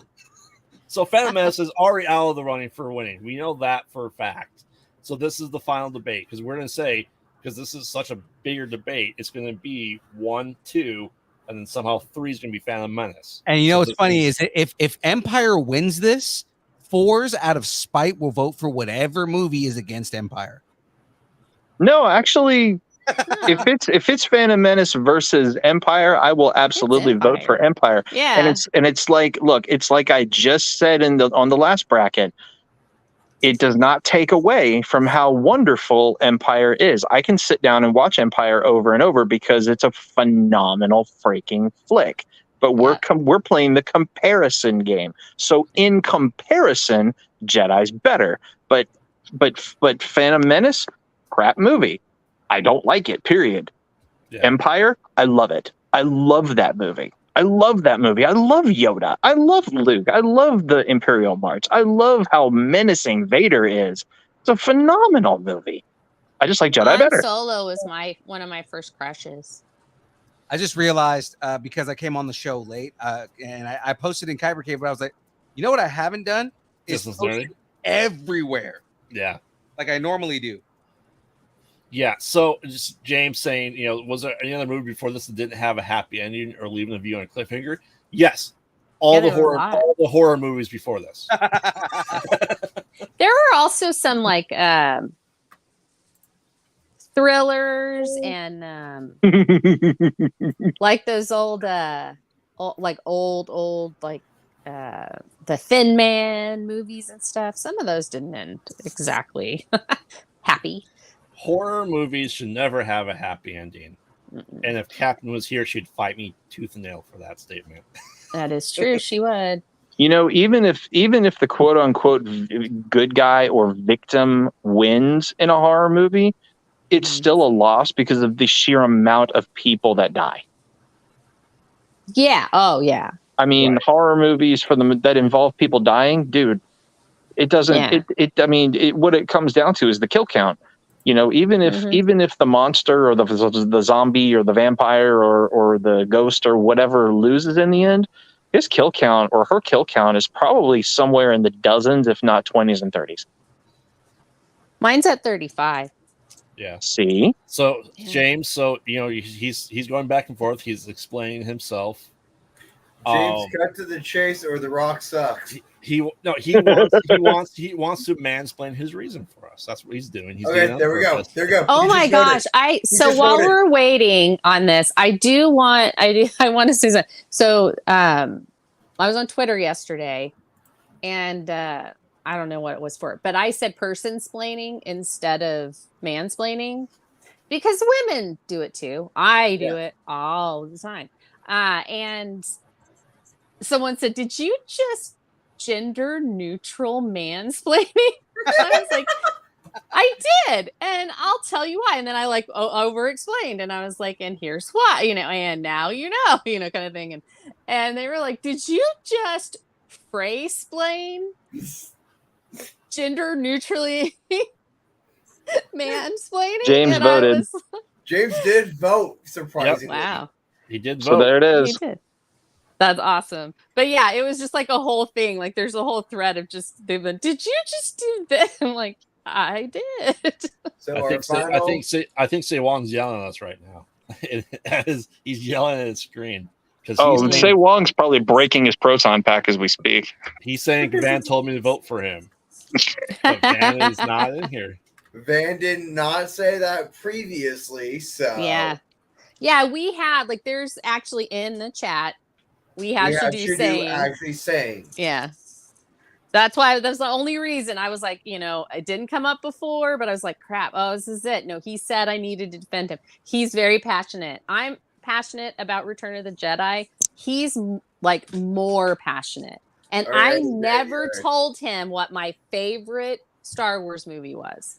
He came to that decision on his own. I did not influence him whatsoever. I don't think there's anybody on this planet more passionate about Jedi than me. Did you get to be part of the fan club?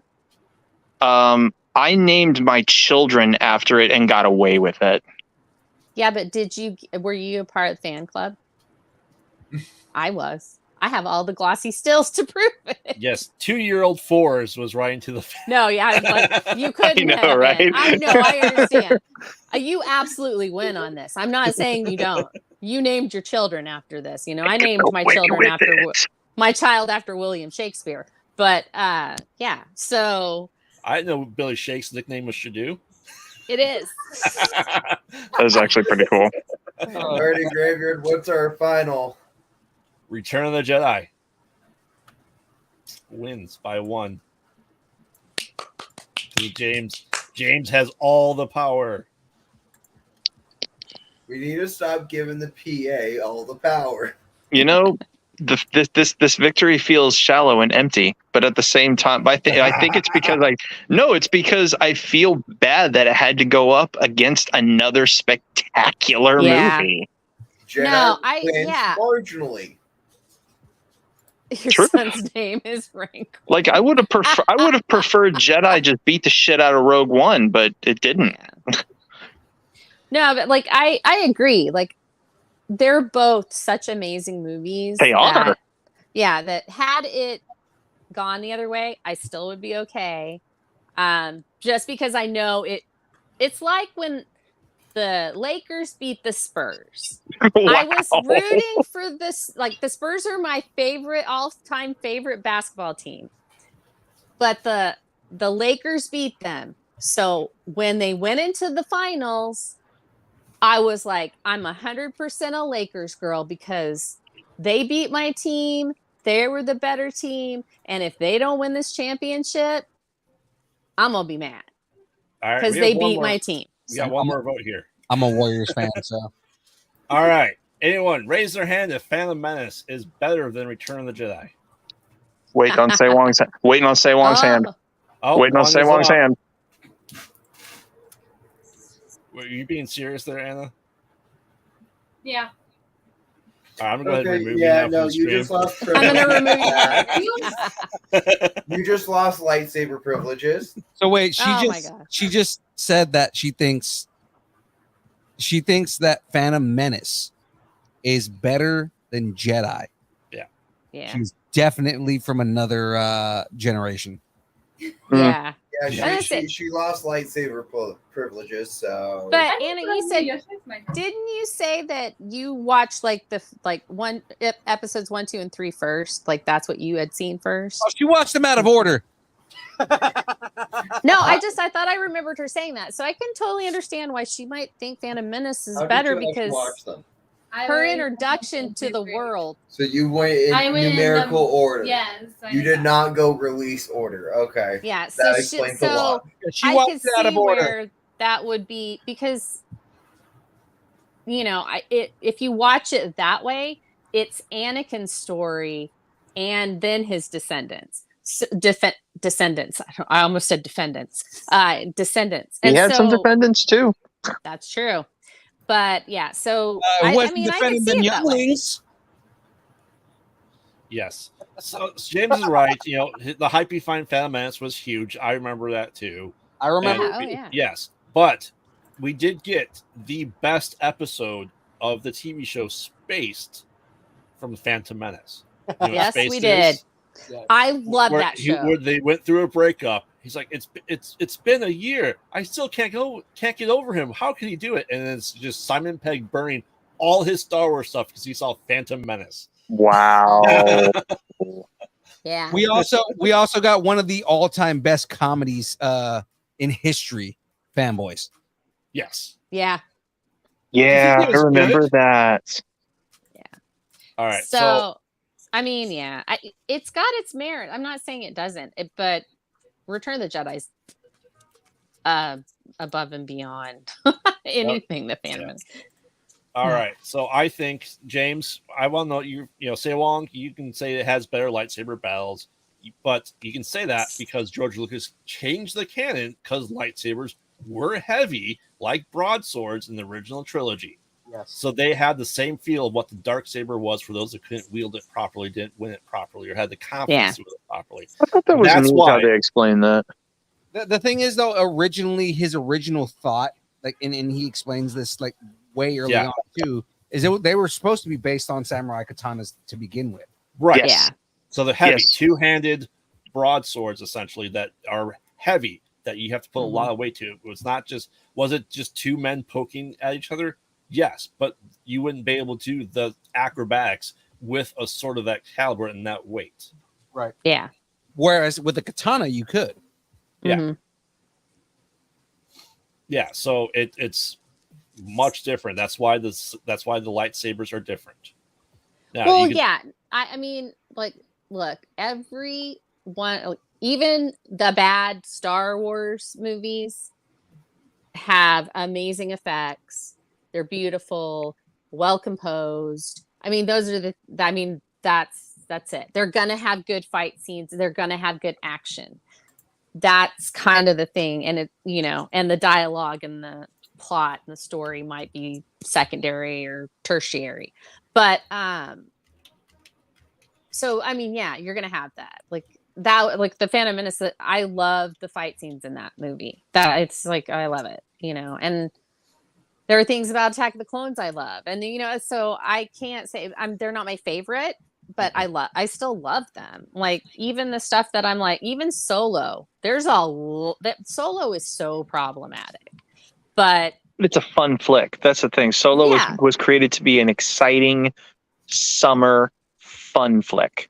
Exactly, but I still love it. Like I will still watch it. Yeah, it's not in like it's like my MCU stuff. The stuff that that's at the bottom of my list for my MCU titles.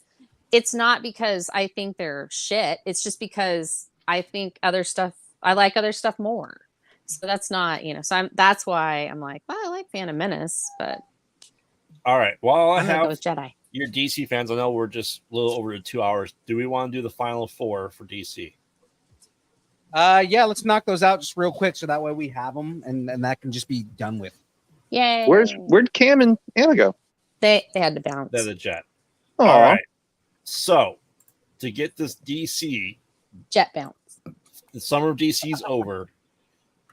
We have the final four of Batman. DC movies. Batman. We have DC movies.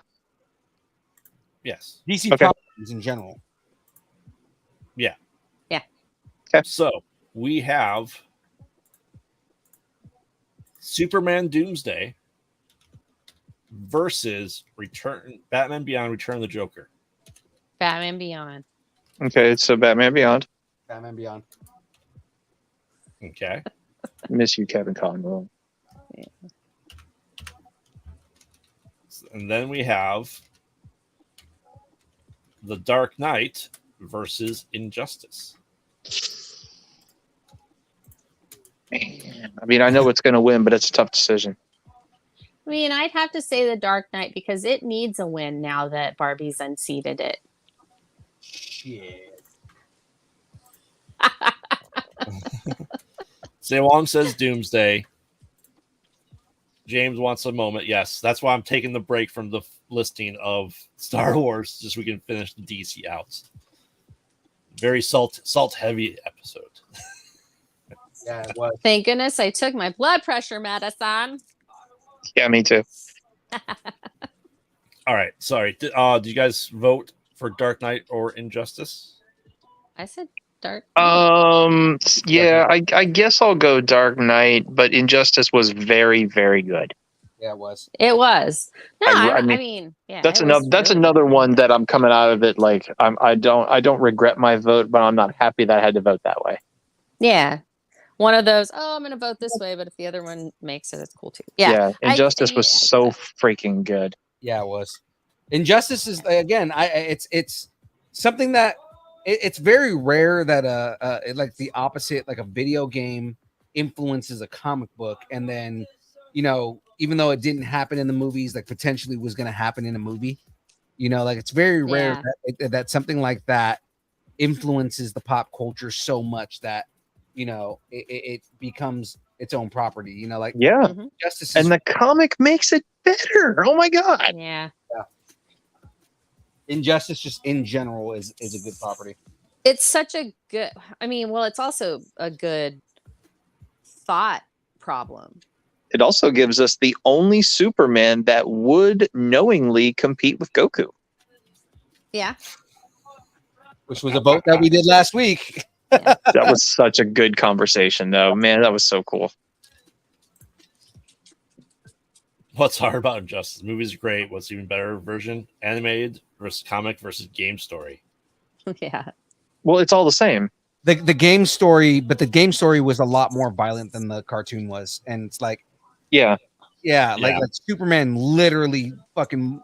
When you talk about blowing someone's mind, Superman blew the Joker's mind literally. Well, it's not even so much that. I mean, if you really think about the damage done to Lois even after she died. I mean, come on, let's face it. She was dead in that first punch. Yeah. That's the end of it. Now think about the amount of damage done after that first punch. Right. And on top of that, to make it worse, she was pregnant. Yeah. Yeah. So he just obliterated that body. She was pregnant with his son, who thankfully in the DC continuity, in the actual continuity, actually had that son. And that son is now an LGBT staple character. Yep. All right. So, Phil, what you vote for? I'm also going Dark Knight, just because it needs a win. It really does. It is the most well done Batman movie, live action Batman movie of anything that's been done.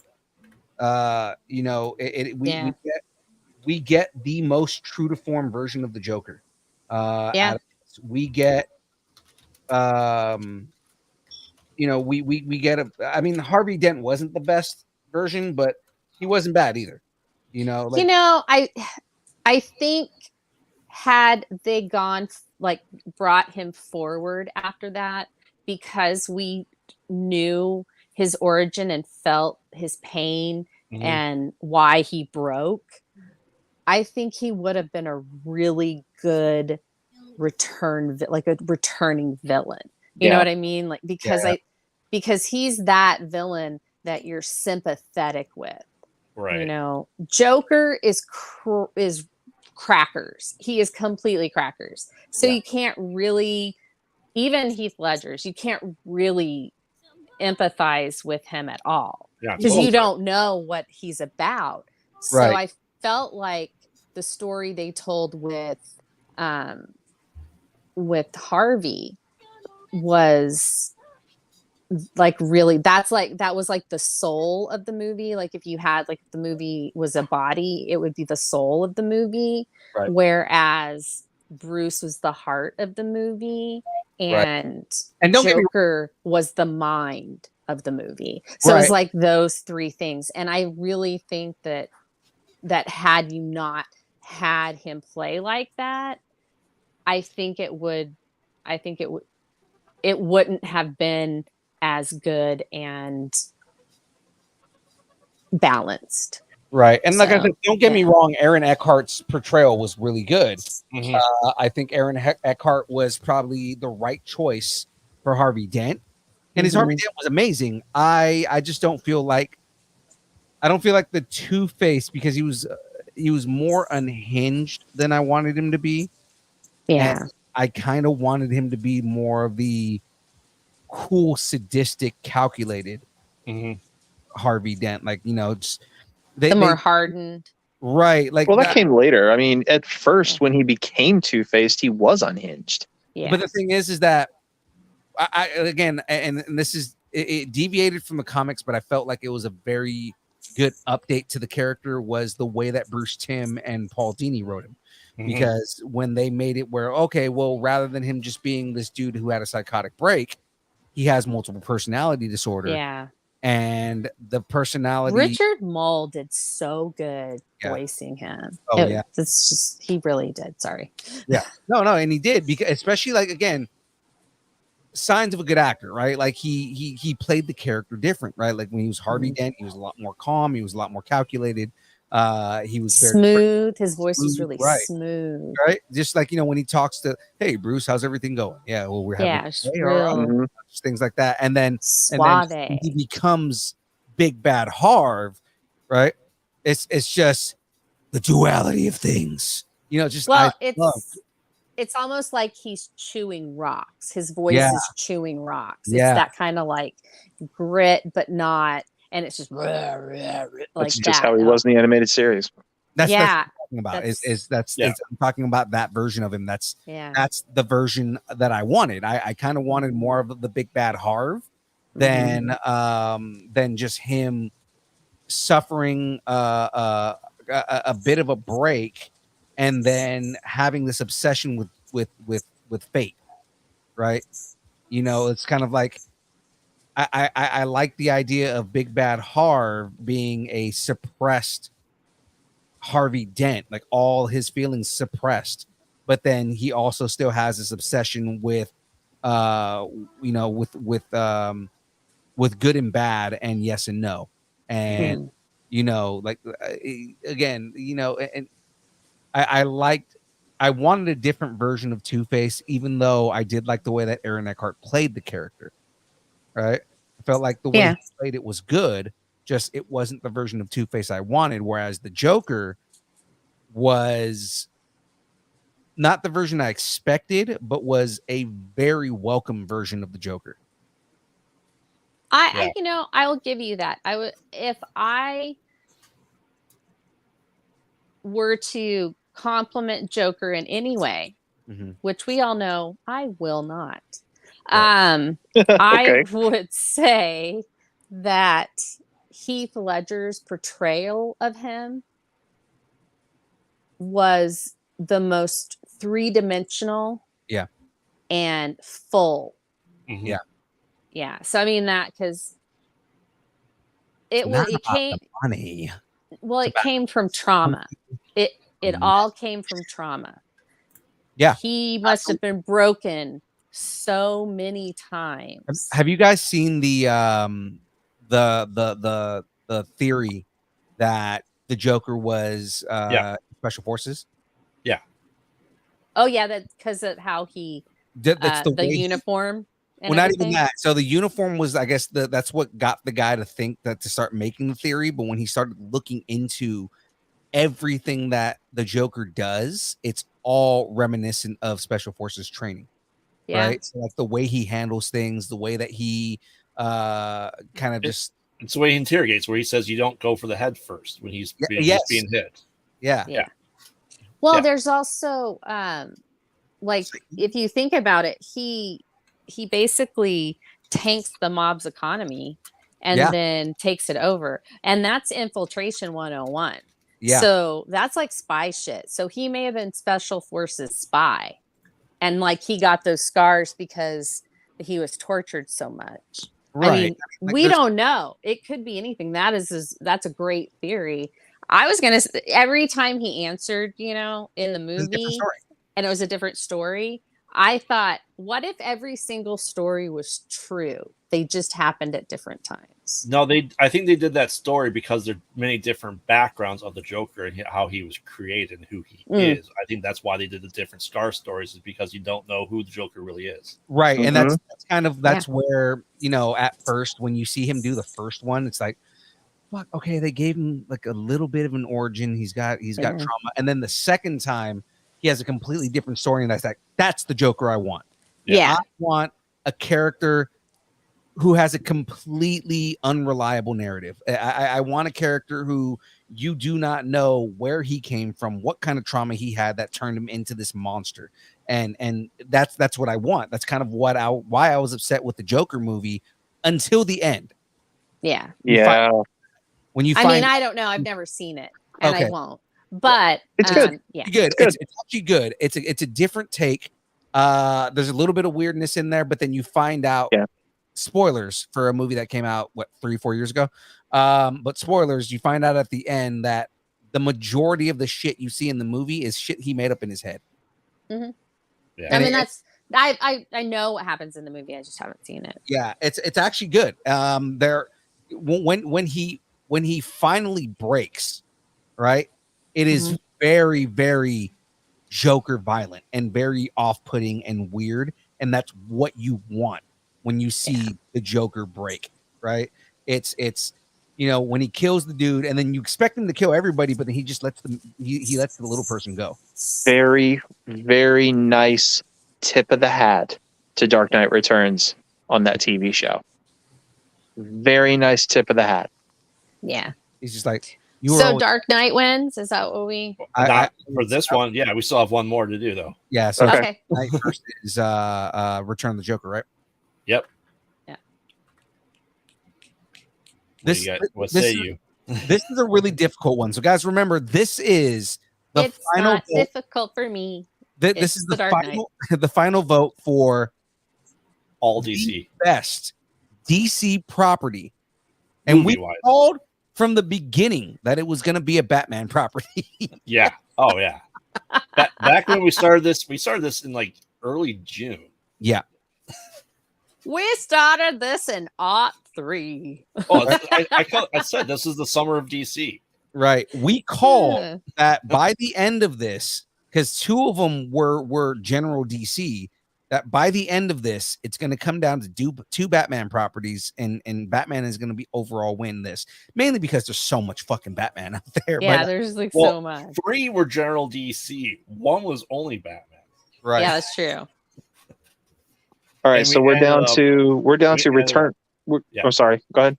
Batman Beyond: Return of the Joker versus The Dark Knight. Yep. Okay, Phil, what do you got? This is a little hard for me, just because The Dark Knight has some of the best cinematic scenes with Batman ever done.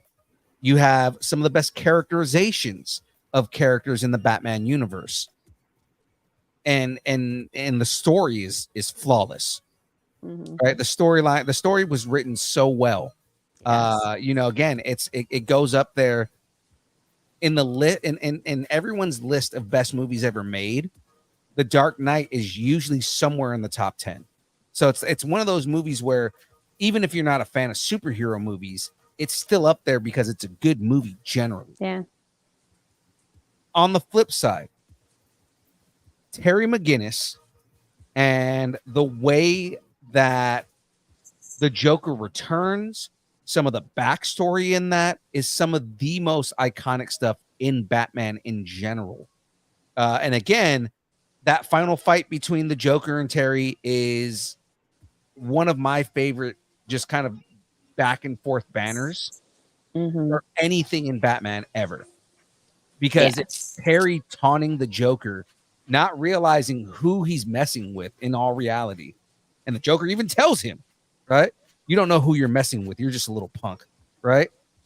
And it's just kind of like Terry doesn't know who he's messing with in general, but he knows, I know how to taunt this guy, right? And the Joker, he breaks character for the first time in any property, because the Joker's really big about staying in character all the time. And you finally see him drop this joke, the clown shtick, and really get angry, right? Yeah. What do you think you're talking to? I thought you always wanted to make Batman laugh. You're not Batman. So what's your vote? Isn't it great that both James and Phil do this? The thing? No, let's talk about this, and then let's talk about that. Because I have to make I up front say which one mine is, and then I say why. I have to make my arguments for both sides, and part of it is also me convincing myself of which one it is, right? So when I say I know. I like that you both do it. It's kind of funny. It's also for the audience, because a lot of times there are people in the audience who don't know the properties, or maybe don't remember the properties completely. So it's like, okay, here are the arguments for both sides. Right. I think people splaining, exactly. I think ultimately I go Dark Knight.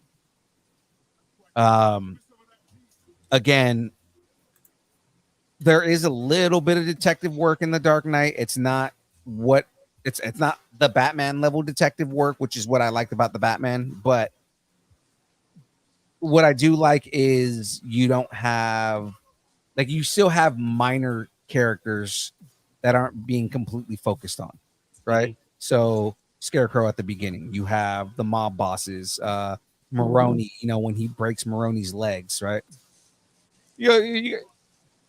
What does he say? He says something about next time choose a bigger building. From this height it wouldn't kill me. And he goes, I'm counting on it, and then drops him and he breaks his legs. Yep. Yeah. So I mean, like things like that. And especially, Salvatore Maroni was a really good character in that movie too. But I mean, like as far as like it being a character study, and getting kind of like these different levels of breaking and psychosis and things like that.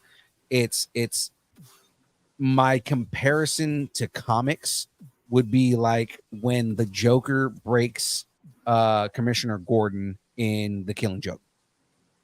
Yeah. Because his entire purpose for doing everything he did was to show that anybody can break the way that I did. That was so sad. Yeah. And Brian Boland did art for that, didn't he? Yes. Yeah, that's what I thought. Again, like some amazing fucking art in that. It is, and again, just like the writing in that story was just tragic, because it's God, it's the Joker in reality, just kind of showing everybody that anyone can be who I am. It just takes a bad day, and causing all this pain, literally paralyzed his daughter just because he wanted to break him to show Batman that anyone can break. Yep. So fucked up. It's a really good story. It's actually one of my favorites. And but I always thought that it should be and they kind of did it in Dark Knight. That's what they did. I mean, the Joker broke Harvey Dent. Yeah, he broke Harvey instead of Batman. He broke Batman too. Yeah, I mean, he got inside his head. Introduced a little anarchy. No, absolutely, and that's why. I mean, like, it's that same thing, and Joker is overhyped and overexposed, and I can that, but I mean, and he's not as good of a character as everybody thinks he is. He doesn't have as much depth as everyone thinks he does. They just keep manufacturing shit. But Heath Ledger did an amazing job at breaking a city and everyone in it. And he did it with a fiddle. I mean, he played it perfectly. So I cannot say anything bad about the Joker in this film. Right. Tell everyone your name. Yeah. Right. And are you the real Batman? Yeah. Then why do you dress up like him? Just that scene was fucking horrifying. And on top of that, Heath Ledger directed that scene. Yeah. The look at me scene. Yeah. Oh, yeah. Yeah. He directed that because what was it? Christopher Nolan couldn't come in that day, and he said, well, I can direct this. I can do this. And directed the scene himself. And it was fucking terrifying the way that he played the character. Yeah. Because that, especially like the way that he directed the guy that he's essentially torturing, right? Like that guy seemed genuinely terrified. He probably was. Yeah. Because I heard Heath Ledger was not one to come out of character once Cut was called. He also he improvised the line at the very end too. Yeah. Didn't he improvise the line, like a couple of the lines after the hospital explodes too? Yeah, he improvised that whole scene. No. Okay, good. Yeah. That's been disproven. Oh, has it? It's been disproven. It's actually meant to be the way it actually was. Oh. I thought it was like there was a malfunction on the button and he ended up just like kind of doing that. Everyone thinks is that way. It's not. That was completely done by Nolan on purpose. Okay. I just thought some of the lines after the explosion, like I don't think he was supposed to say anything after the explosion, and he actually said a couple of things. I don't know. I thought those lines were also improv by him. So yeah, I know he improv the and people will die. I'm a man of my word. Like he improvised that the way that he did it, and it was just kind of scary. And that's kind of that's what I love about that version of the Joker is you get a character that is like believably crazy and terrifying at the same time. Yeah, I was going to say, I think Nolan did a better job with the villains than people give him credit for, because all the villains, even like Catwoman, like she's that kind of gray character, she's a villain. She's like, she steals stuff, but she's not like, totally bad and all that, but even the Tom Hardy did with Bane was amazing. I mean, again, I was not happy with. Go ahead. I'm sorry. I felt that he stripped the characters down a lot and like really just kind of looked at their essence and built on that to what he wanted it to look like. Definitely. And so, I mean, I really think that he did a good job because a lot of people either focus on Batman being really good or the villains being really good. They don't really try to balance it out. And I felt like Nolan treated them all as equals. Mm-hmm. And so he kept it like that. When the villains were in the scene, they were the scene. If the villain was in the scene with the hero, then he balanced that energy. So it was nice. I really think, and I do think the Dark Knight probably embodies that the most, but yeah. Sorry, Forrest, we've been we're just chit-chatting along here. So what's your vote on this, man?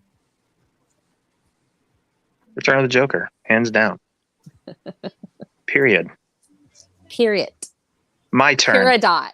And now, I'm now not upset because I made the arguments for Return of the Joker earlier. that's so fine. I'm going to piss the internet off because I hate a lot of the things y'all vote for the very reasons you like them. So here's my thing. Number one, let me make my argument for Return of the Joker. Mark Hamill.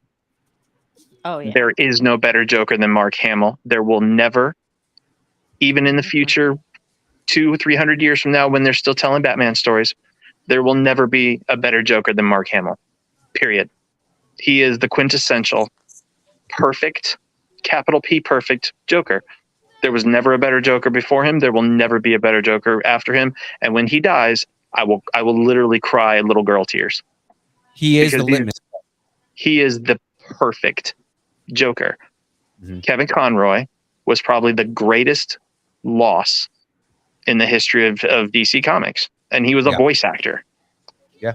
There's no Batman without Kevin Conroy. I mean, there is, but nobody can step up to a microphone and do it the way he did. Again, litmus test, right? Because everybody now, whenever you have an animated version of Batman or the Joker, 90% of the time they are variations of their takes on Batman and Joker. Yeah, Okay. that's true. That So- really is. And Still my turn. go No, ahead. I know. No, go ahead. No, I'm agreeing with you. I'm basically making a point for what you're saying. He was saying it to me. Bill, both of you. I love you both, but my turn. The storytelling in Return of the Joker was terrifying. It was terrifying. Yeah. The Joker's goons were more than just thugs and more than just bullies. They were personal. And they came with murderous intent. And they brought it into a nightclub and they literally killed people to get at Terry. And these were punks. Yeah. That's terrifying. That's what Jokers do. Mm-hmm. They were a perfect choice. Mm-hmm. And finally, what you said about Joker breaking character, oh, he absolutely did. And even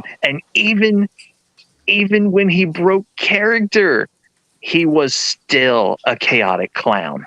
Right. So that is going to be, for me, always the superior film. Now, let me piss you off. The reason why I'm not the biggest fan of Dark Knight, going back to what I previously said, it is still a spectacular film. It is, out of the 3 live action Batmans, Nolan, it is the best by leaps and bounds. I love the first one. I will always go back to the first one if I'm going to watch the second one. If I want the third one, I'll just watch Harley Quinn. But I have a problem with Heath Ledger's Joker. I have the biggest problem with him because that's not the Joker. He's not a chaotic clown. He is a chaotic, genocidal thug with face paint. That's what he is. He's conniving. He's almost murderous dictator-like. Just about. I mean, what really gives that away was we're going to have tryouts. Snap. So yeah, I mean that. Like, you want to be part of my organization? Here's how it is. But there's no smile. There's no happy. There's no laughter. There's no what makes Joker the Joker. Like, and Joker, I understand that since the days of black and white TV, the Joker has had many iterations throughout, especially in the 80s. He was so dark in the 80s. But in this movie, I don't know what the hell they were going for, because whatever that wasn't the Joker. That was a thug with face paint who knew how to be very, very smart. He was not a clown. The Joker's a clown. He is the clown on the back of the card, and that's not what that was at all. That was the Heath Ledger being as far off crazy Denzel Washington acting movie. That's what that was. There's only 2 people that I know of that can really take acting to the point where they scare their loved ones: Denzel Washington and Heath Ledger. That was the Heath Ledger, I need to be away from society so I can act a certain way movie. And then he died.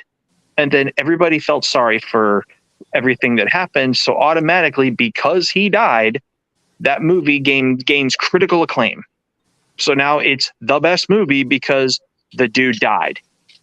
And that sort of thing happens. That is a big, big factor. It is. You can't deny that.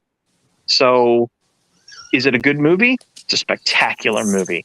Is it a good movie and compared, like, as it stands against the other Nolan movies? Absolutely. It's against the other two, leaps and bounds. Is it a good Night Sun? Is it a good movie in general? If you were going to put top 10 movies of all time, stands up. It definitely stands up in there. I'll go back and watch it 100 times. It's a spectacular film. But is it the Joker? No, not to me. Not at all. Be mad at me, but that's why. I mean, it's not.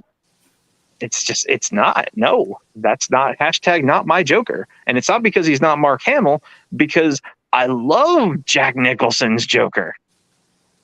I thought that was genius because he was a crazy clown. Was he the Joker from the animated series? No. Was he the Joker from the comic? Pick a year. But Heath, nah, he was not. He was not the Joker. So that's just my opinion. That's why I don't. That's why people don't like my take on the Dark Knight.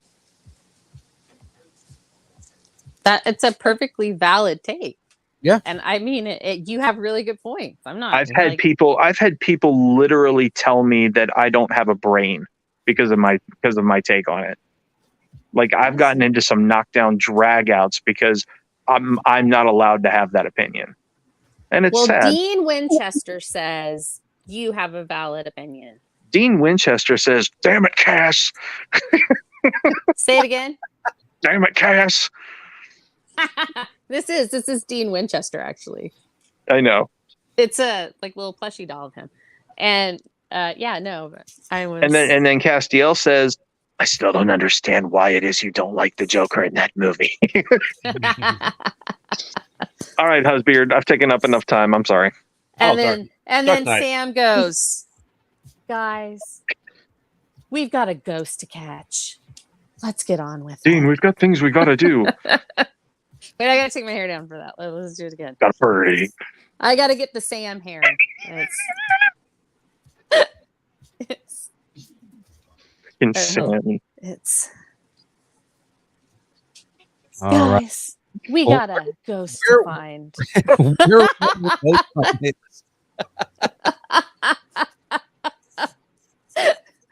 My wife has a crush on Dean Winchester. It's funny. And you know who Graveyard would be? Hmm. Oh, you'd be Bobby Singer. Oh my God! You just call us idiots. Idiots. And Phil will be he'll be Morty from the Supernatural universe.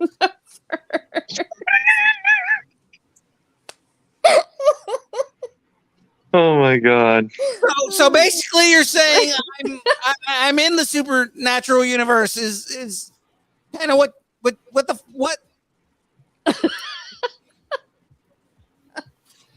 Hold on, I gotta do the Sam here again. And you go Dark Knight there, Husbeard. Yes, I'd throw potatoes up. I don't have potatoes in this. Okay. I know. Sorry, we're having so much fun. I didn't want to take too long with my explanation. Sam would go. We're taking a potato and putting it inside of an exhaust pipe. Baby girl. And fucking up the car. Yeah. According to my research, we really should get on with this, guys. 34 minutes for these 4 movies. Yeah, I know. Sorry. Sorry. You know what's funny is I was actually I'm just responding to what Eric said in the chat. So what we're talking about, if you guys don't know, a wrestler passed away today. Another one? Yeah, 36 years old.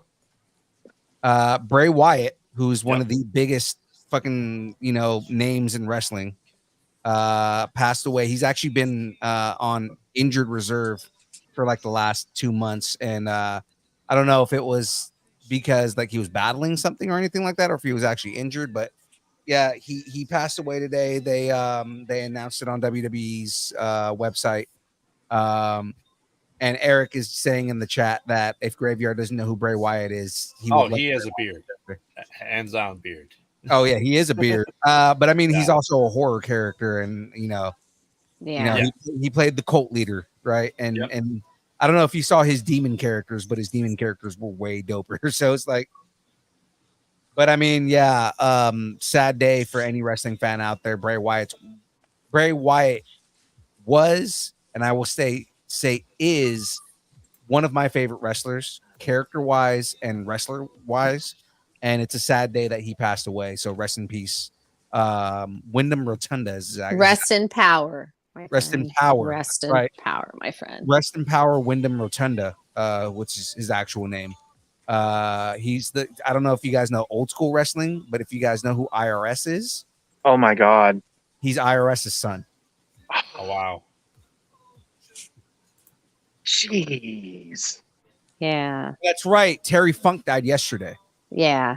It's been weird. It's been a weird couple of days. So as far as that goes. It's really... And you know what else is weird? All four of us are on here again together. This hasn't happened in a very long time. I know.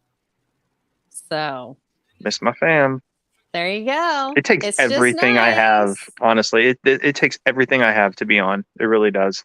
Well, this is very, very difficult. Love it. Appreciate you and your lack of beard. Yeah. I'm growing it back. But I mean, it's just so funny that like all four of us are on. It's a while. It was cold. It was cold the last time we were all on. We should probably go invade Aubrey's stream here after this, if anyone has time. I'll get in the chat, yeah. But yeah, so just going down memory lane, boys, So does that mean the Dark Knight won? Yes, yeah. Dark Knight won. Sorry, Mark. But you know what? I think those two deserve to be in the spots. Yeah. I really do.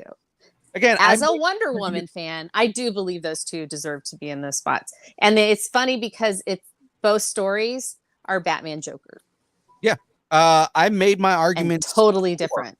Yeah. Oh yeah. I made my arguments for Batman Beyond earlier. So I mean, that it's like for me, it's kind of like either or. I'm not upset whichever one wins, because again, this is based on the fans and it's the nerd's choice, right? Mm-hmm. But it's kind of like my overall pick was the Dark Knight, but it's like if the Dark Knight would have lost, I wouldn't have been upset. And it's all in good fun. I mean, Yeah. Oh yeah. So when is our video game bracket? God, that is such a large scope. That's like a 5-year plan. Yeah. Suddenly we're Star Trek. Oh, okay. We got a 5-year mission. Well, no, I mean, what you do is you pick a decade, basically. Pick a decade. Gosh, yeah, I've done that a lot.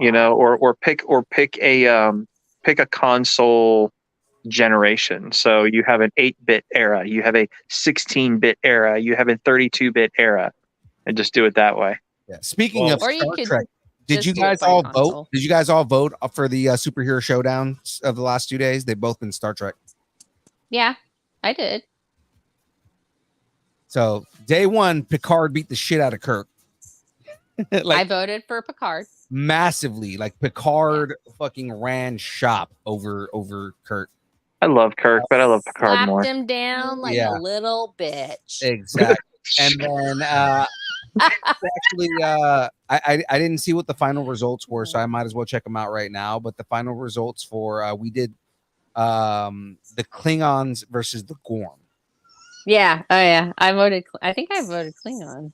Last I checked, the Klingons were fucking wrecking shop, but it could be like how who was it? There was one that was really close a couple of It could be like gelatinous cube versus the blob, where it ended. Yeah, I can't believe that was a 50-50 tie. That was ended weird. in a tie at the last second. Oh wow! Because the gelatinous cube was winning for like the longest time, and then a bunch of people came in and voted at the last minute, and it ended up tying the whole thing at the end. I voted for the cube because I just recently learned what the heck it was. So I voted for the gelatinous cube. I felt like it's more of a problematic, and when I say problematic, I mean like a problem to deal with. Yeah, like the blob just eats you and spits out your bones, but the cube, you basically like die, and then it just dissolves your body, so that the only thing that's left is a skeleton. Right, but like you die because you can't breathe. So that's like, so it's like it to me that's more torturous than just something eating me. I guess I don't know. I feel like something eating you would also kill you. Well, yeah, I mean, you're gonna die. You said the cube, the blob just eats you and spits your bones out, but the cube kills you. Yeah, the cube, you just can't breathe. You suffocate. So I think that's it. I don't want to suffocate. Yeah, not my choice of death. Klingons. How I'm gonna go out then. Klingons won with 83%. Wow. Awesome. I don't know. I would say Klingon words here, but I don't know any of them. I don't know Klingon like that. We need Aubrey. Ooh, don't let a certain somebody hear you say that. No, Aubrey. Oh, Aubrey. Aubrey is like such a huge Star Trek. She is the queen of Star Trek. Are you saying everything goes back to Star Trek on Saturday? I'm sorry. Then it saddens me that she hasn't voted in any of the Star Trek ones. So, but yeah, they're fun. I love them. Like I'll go on Instagram. I'll be like, I need to go on Instagram, see what's, is there a thing, and so to make sure I vote. Yes, we gotta get Forrest over. We gotta get Forrest over to Aubrey's stream. Yeah. Let's get Forrest. Announce this before I drop on you guys. So the next one we're doing is Hulk versus Atom Smasher. Ooh, that'll be good. Yeah. So guys, I expect Hulk. I know, right? Wait, what's our next bracket? What are we going into next? Star Wars shows. There you go. Shows. Yeah. Oh, we don't have there's not a lot, but okay. No. There's a lot more now. There's a lot. Is more it going to be animated and live action? Yeah. Just like all of them? Just a show. Yeah. No, but I'm saying like live action and animated shows. Yes. There's a lot. Oh, okay, yeah. Stuff that's out there. I was like, are you forgetting about droids from the 80s? There's 20. All right. There's more shows than movies. Yeah. Okay, that'll make for a quick bracket. That'll make a quick bracket. I haven't one. I want to say I think there are a few I haven't seen, but I saw that. I don't have many arguments for animated series. I really don't. I mean, there's for a lot of series that I'm not going to make arguments because you either like them or I don't. Yeah, but no, I if I'm available, I'll come on next week. Yes, Eric, I am a Mortal Kombat fan. I'm excited. Yeah, so am I. Other than adding all WB property to Mortal Kombat games, I'm not a fan of that. Well, I mean, Injustice was the DC's version of Mortal Kombat, so. But no, what he's saying, Omni-Man, Homelander, Peacemaker, all WB properties are now moving into Mortal Kombat. Yeah. That'll be interesting. Well, I mean, Zaslav's got to make money somehow. That robot. I want an updated version of DC versus Mortal Kombat, but we're not gonna talk that now because that's another conversation. Guys, give me your pluggables because we gotta get Forz over to this other chat. I'm good, but okay, yeah. So I am Forz FX Saber Sound Designs, and I can't see with my glasses on my screen. So yeah, you can find my stuff over at saberfont.com. I highly recommend you guys head over to kybercave.com. And you can pick yourself up one of these beautiful stunt lightsabers that you can enjoy with your friends and your family and impress people at parties and parks. You can catch me here on Distance Starting on Thursday nights for the build. Most times you can catch me at Kyber Cave Productions. I've got a lot of pre-recorded stuff over there like The Last of Us. And as soon as I get healed up, hopefully soon, I'll be back on much more regularly. And yeah, that's I'm sorry, that's what I got. May the fours be with you always. God, I still hate that you have your own fucking tagline. All right. Graveyard, tell everybody where we can find you. Yes, I am Graveyard, co-host of the Mostly Pod Out at Night, Mostly Podcast. You can find that on comicconradio.com. You can find that new episodes every Wednesday. Make sure to stay tuned for October, where we do 2 or 3 a week. So we strain ourselves tremendously for you guys over there. And starting hopefully September, Conversations in the Void, which is going to be only on YouTube, and then uploads to Comic Con Radio. And also make sure to check out Spoiler Magazine, where we're hopefully going to be writing for them relatively soon. On top of that, you can find me at Kyber K Productions, doing Retro Alcove, Escape for the Weekend with Mezzo, and Saturday Morning Nerd Out with all these awesome people that are here as well. So make sure to check that out. And make sure to join the Beard Eye Army, because you have to join the Beard Eye Army because you must obey the beard. Obey the beard. Yes. Do it now. Mostly Pod. at night. Mostly. All right, Frey, give us your pluggables. Tell everybody where they can find you. Tell them about your new show. Wow, no pressure. I want to know about your new show. I'm Frey, and I'm on a lot of stuff.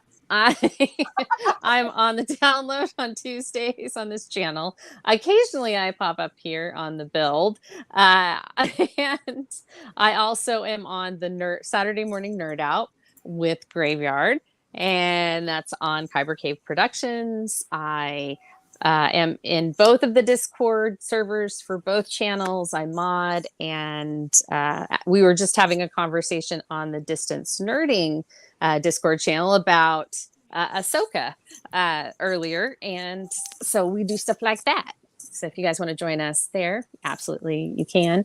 I do a Fray About Town, and that's on the Kyber Cave Patreon. It's an exclusive. And so for as little as $1, you can be part of that Patreon. And let's see, what else do I do? Oh, there's a show called Classified. I do that on my channel, which is Frey Girl on YouTube. And we just did one with the Bad Batch, speaking of Star Wars. And yeah, it was fun. We take your favorite fandoms and we classify them into D&D classes.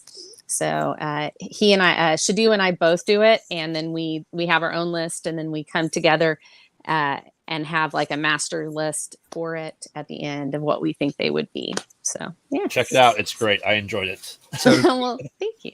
we literally watched it on our way back from from Oregon. It was great. Well, thank you guys. I appreciate it. I feel like I kind of feel like it's kind of build like, because we do like the lists and then we come together and decide what exactly we think they are. So we put them in those categories. So, but it's fun. And it's actually a conversation that he and I have had many times just in our normal everyday.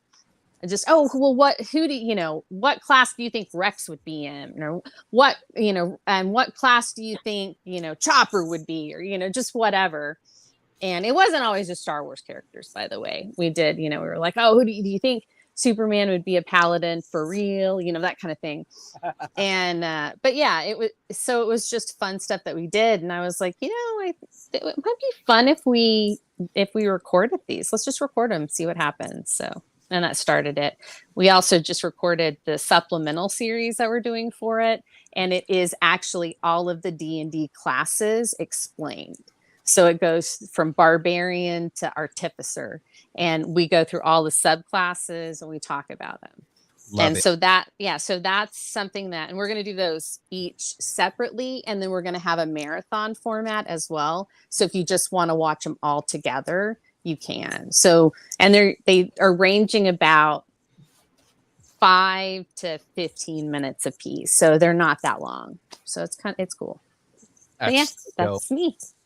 And of course, ladies and gentlemen, you know who I am. I'm your boy, Young Phil, co-host of the Distance Nerding Podcast. And, the show doesn't exist without the lovely people that you guys just got all the pluggables from right now, because you guys give me life. I'm just throwing that out there.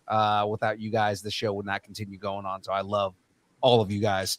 fans, and of course the 3 people who just gave me pluggables right now. So, ladies and gentlemen, you know where to find us: Instagram, Facebook, Twitter, Twitch, TikTok, Threads, YouTube, Discord, MySpace, GeoCities, Friendster, Second Life, AIM, Farmers Only, Christian Mingle, OnlyFans. It's only pictures of Aaron Watson's feet and mandals. Ladies and gentlemen, you can find us where you want in the social media of choice at Distance Nerding. And of course, if you want to tell us how much you hate our guts or how much you don't like our show and how much you don't like Force's opinions of things. Sorry, I'm just picking on you because it's easy to do right now. And Frey's hair just doesn't have the spring that it used to have. Or just the fact that Frey didn't know that Nerdington was Nerding 10 had anything to do with Nerdington Post. Things like that. You wanna make fun of us? Anything you want to tell us, guys? Send us an email at Wait for it.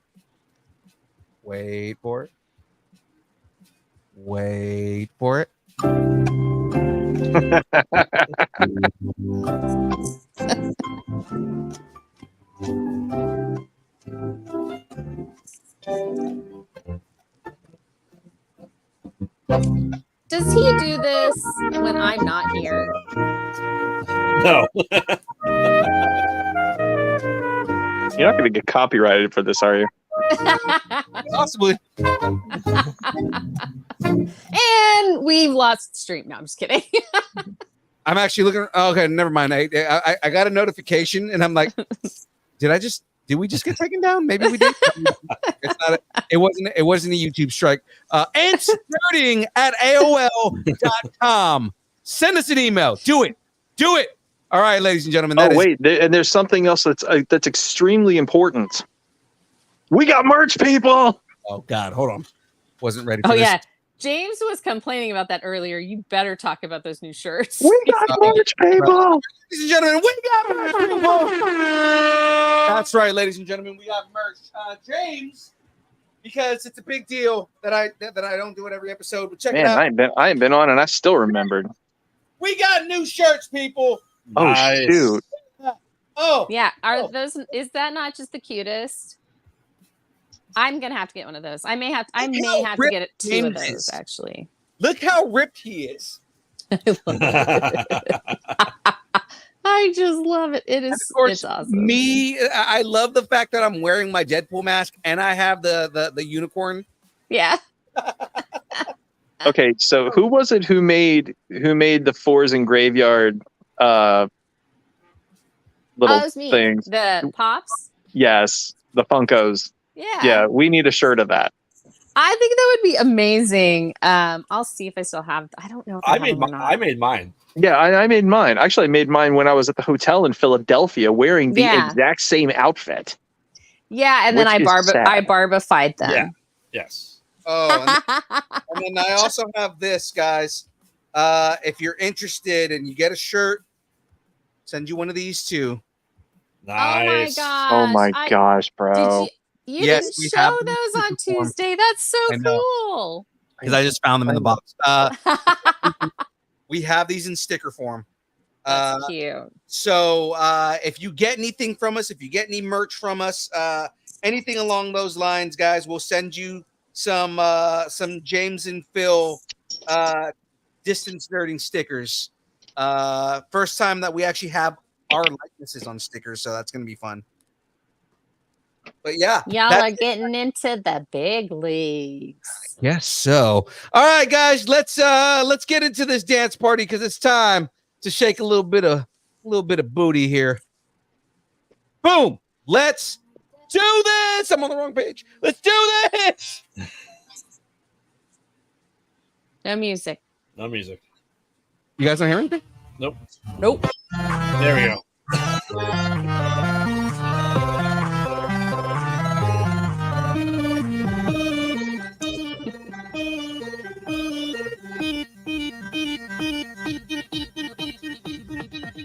Distance Nerding.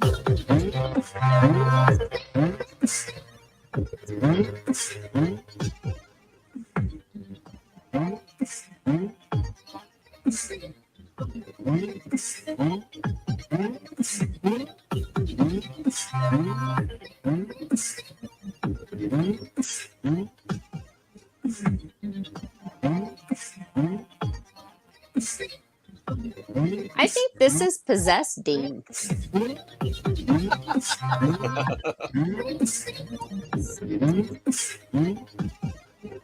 I love that he's actually walking around the house. That's awesome.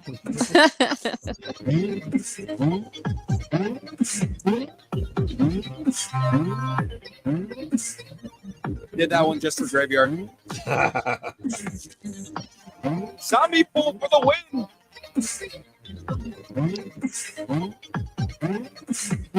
See everybody next week. Bye, everybody. Peace.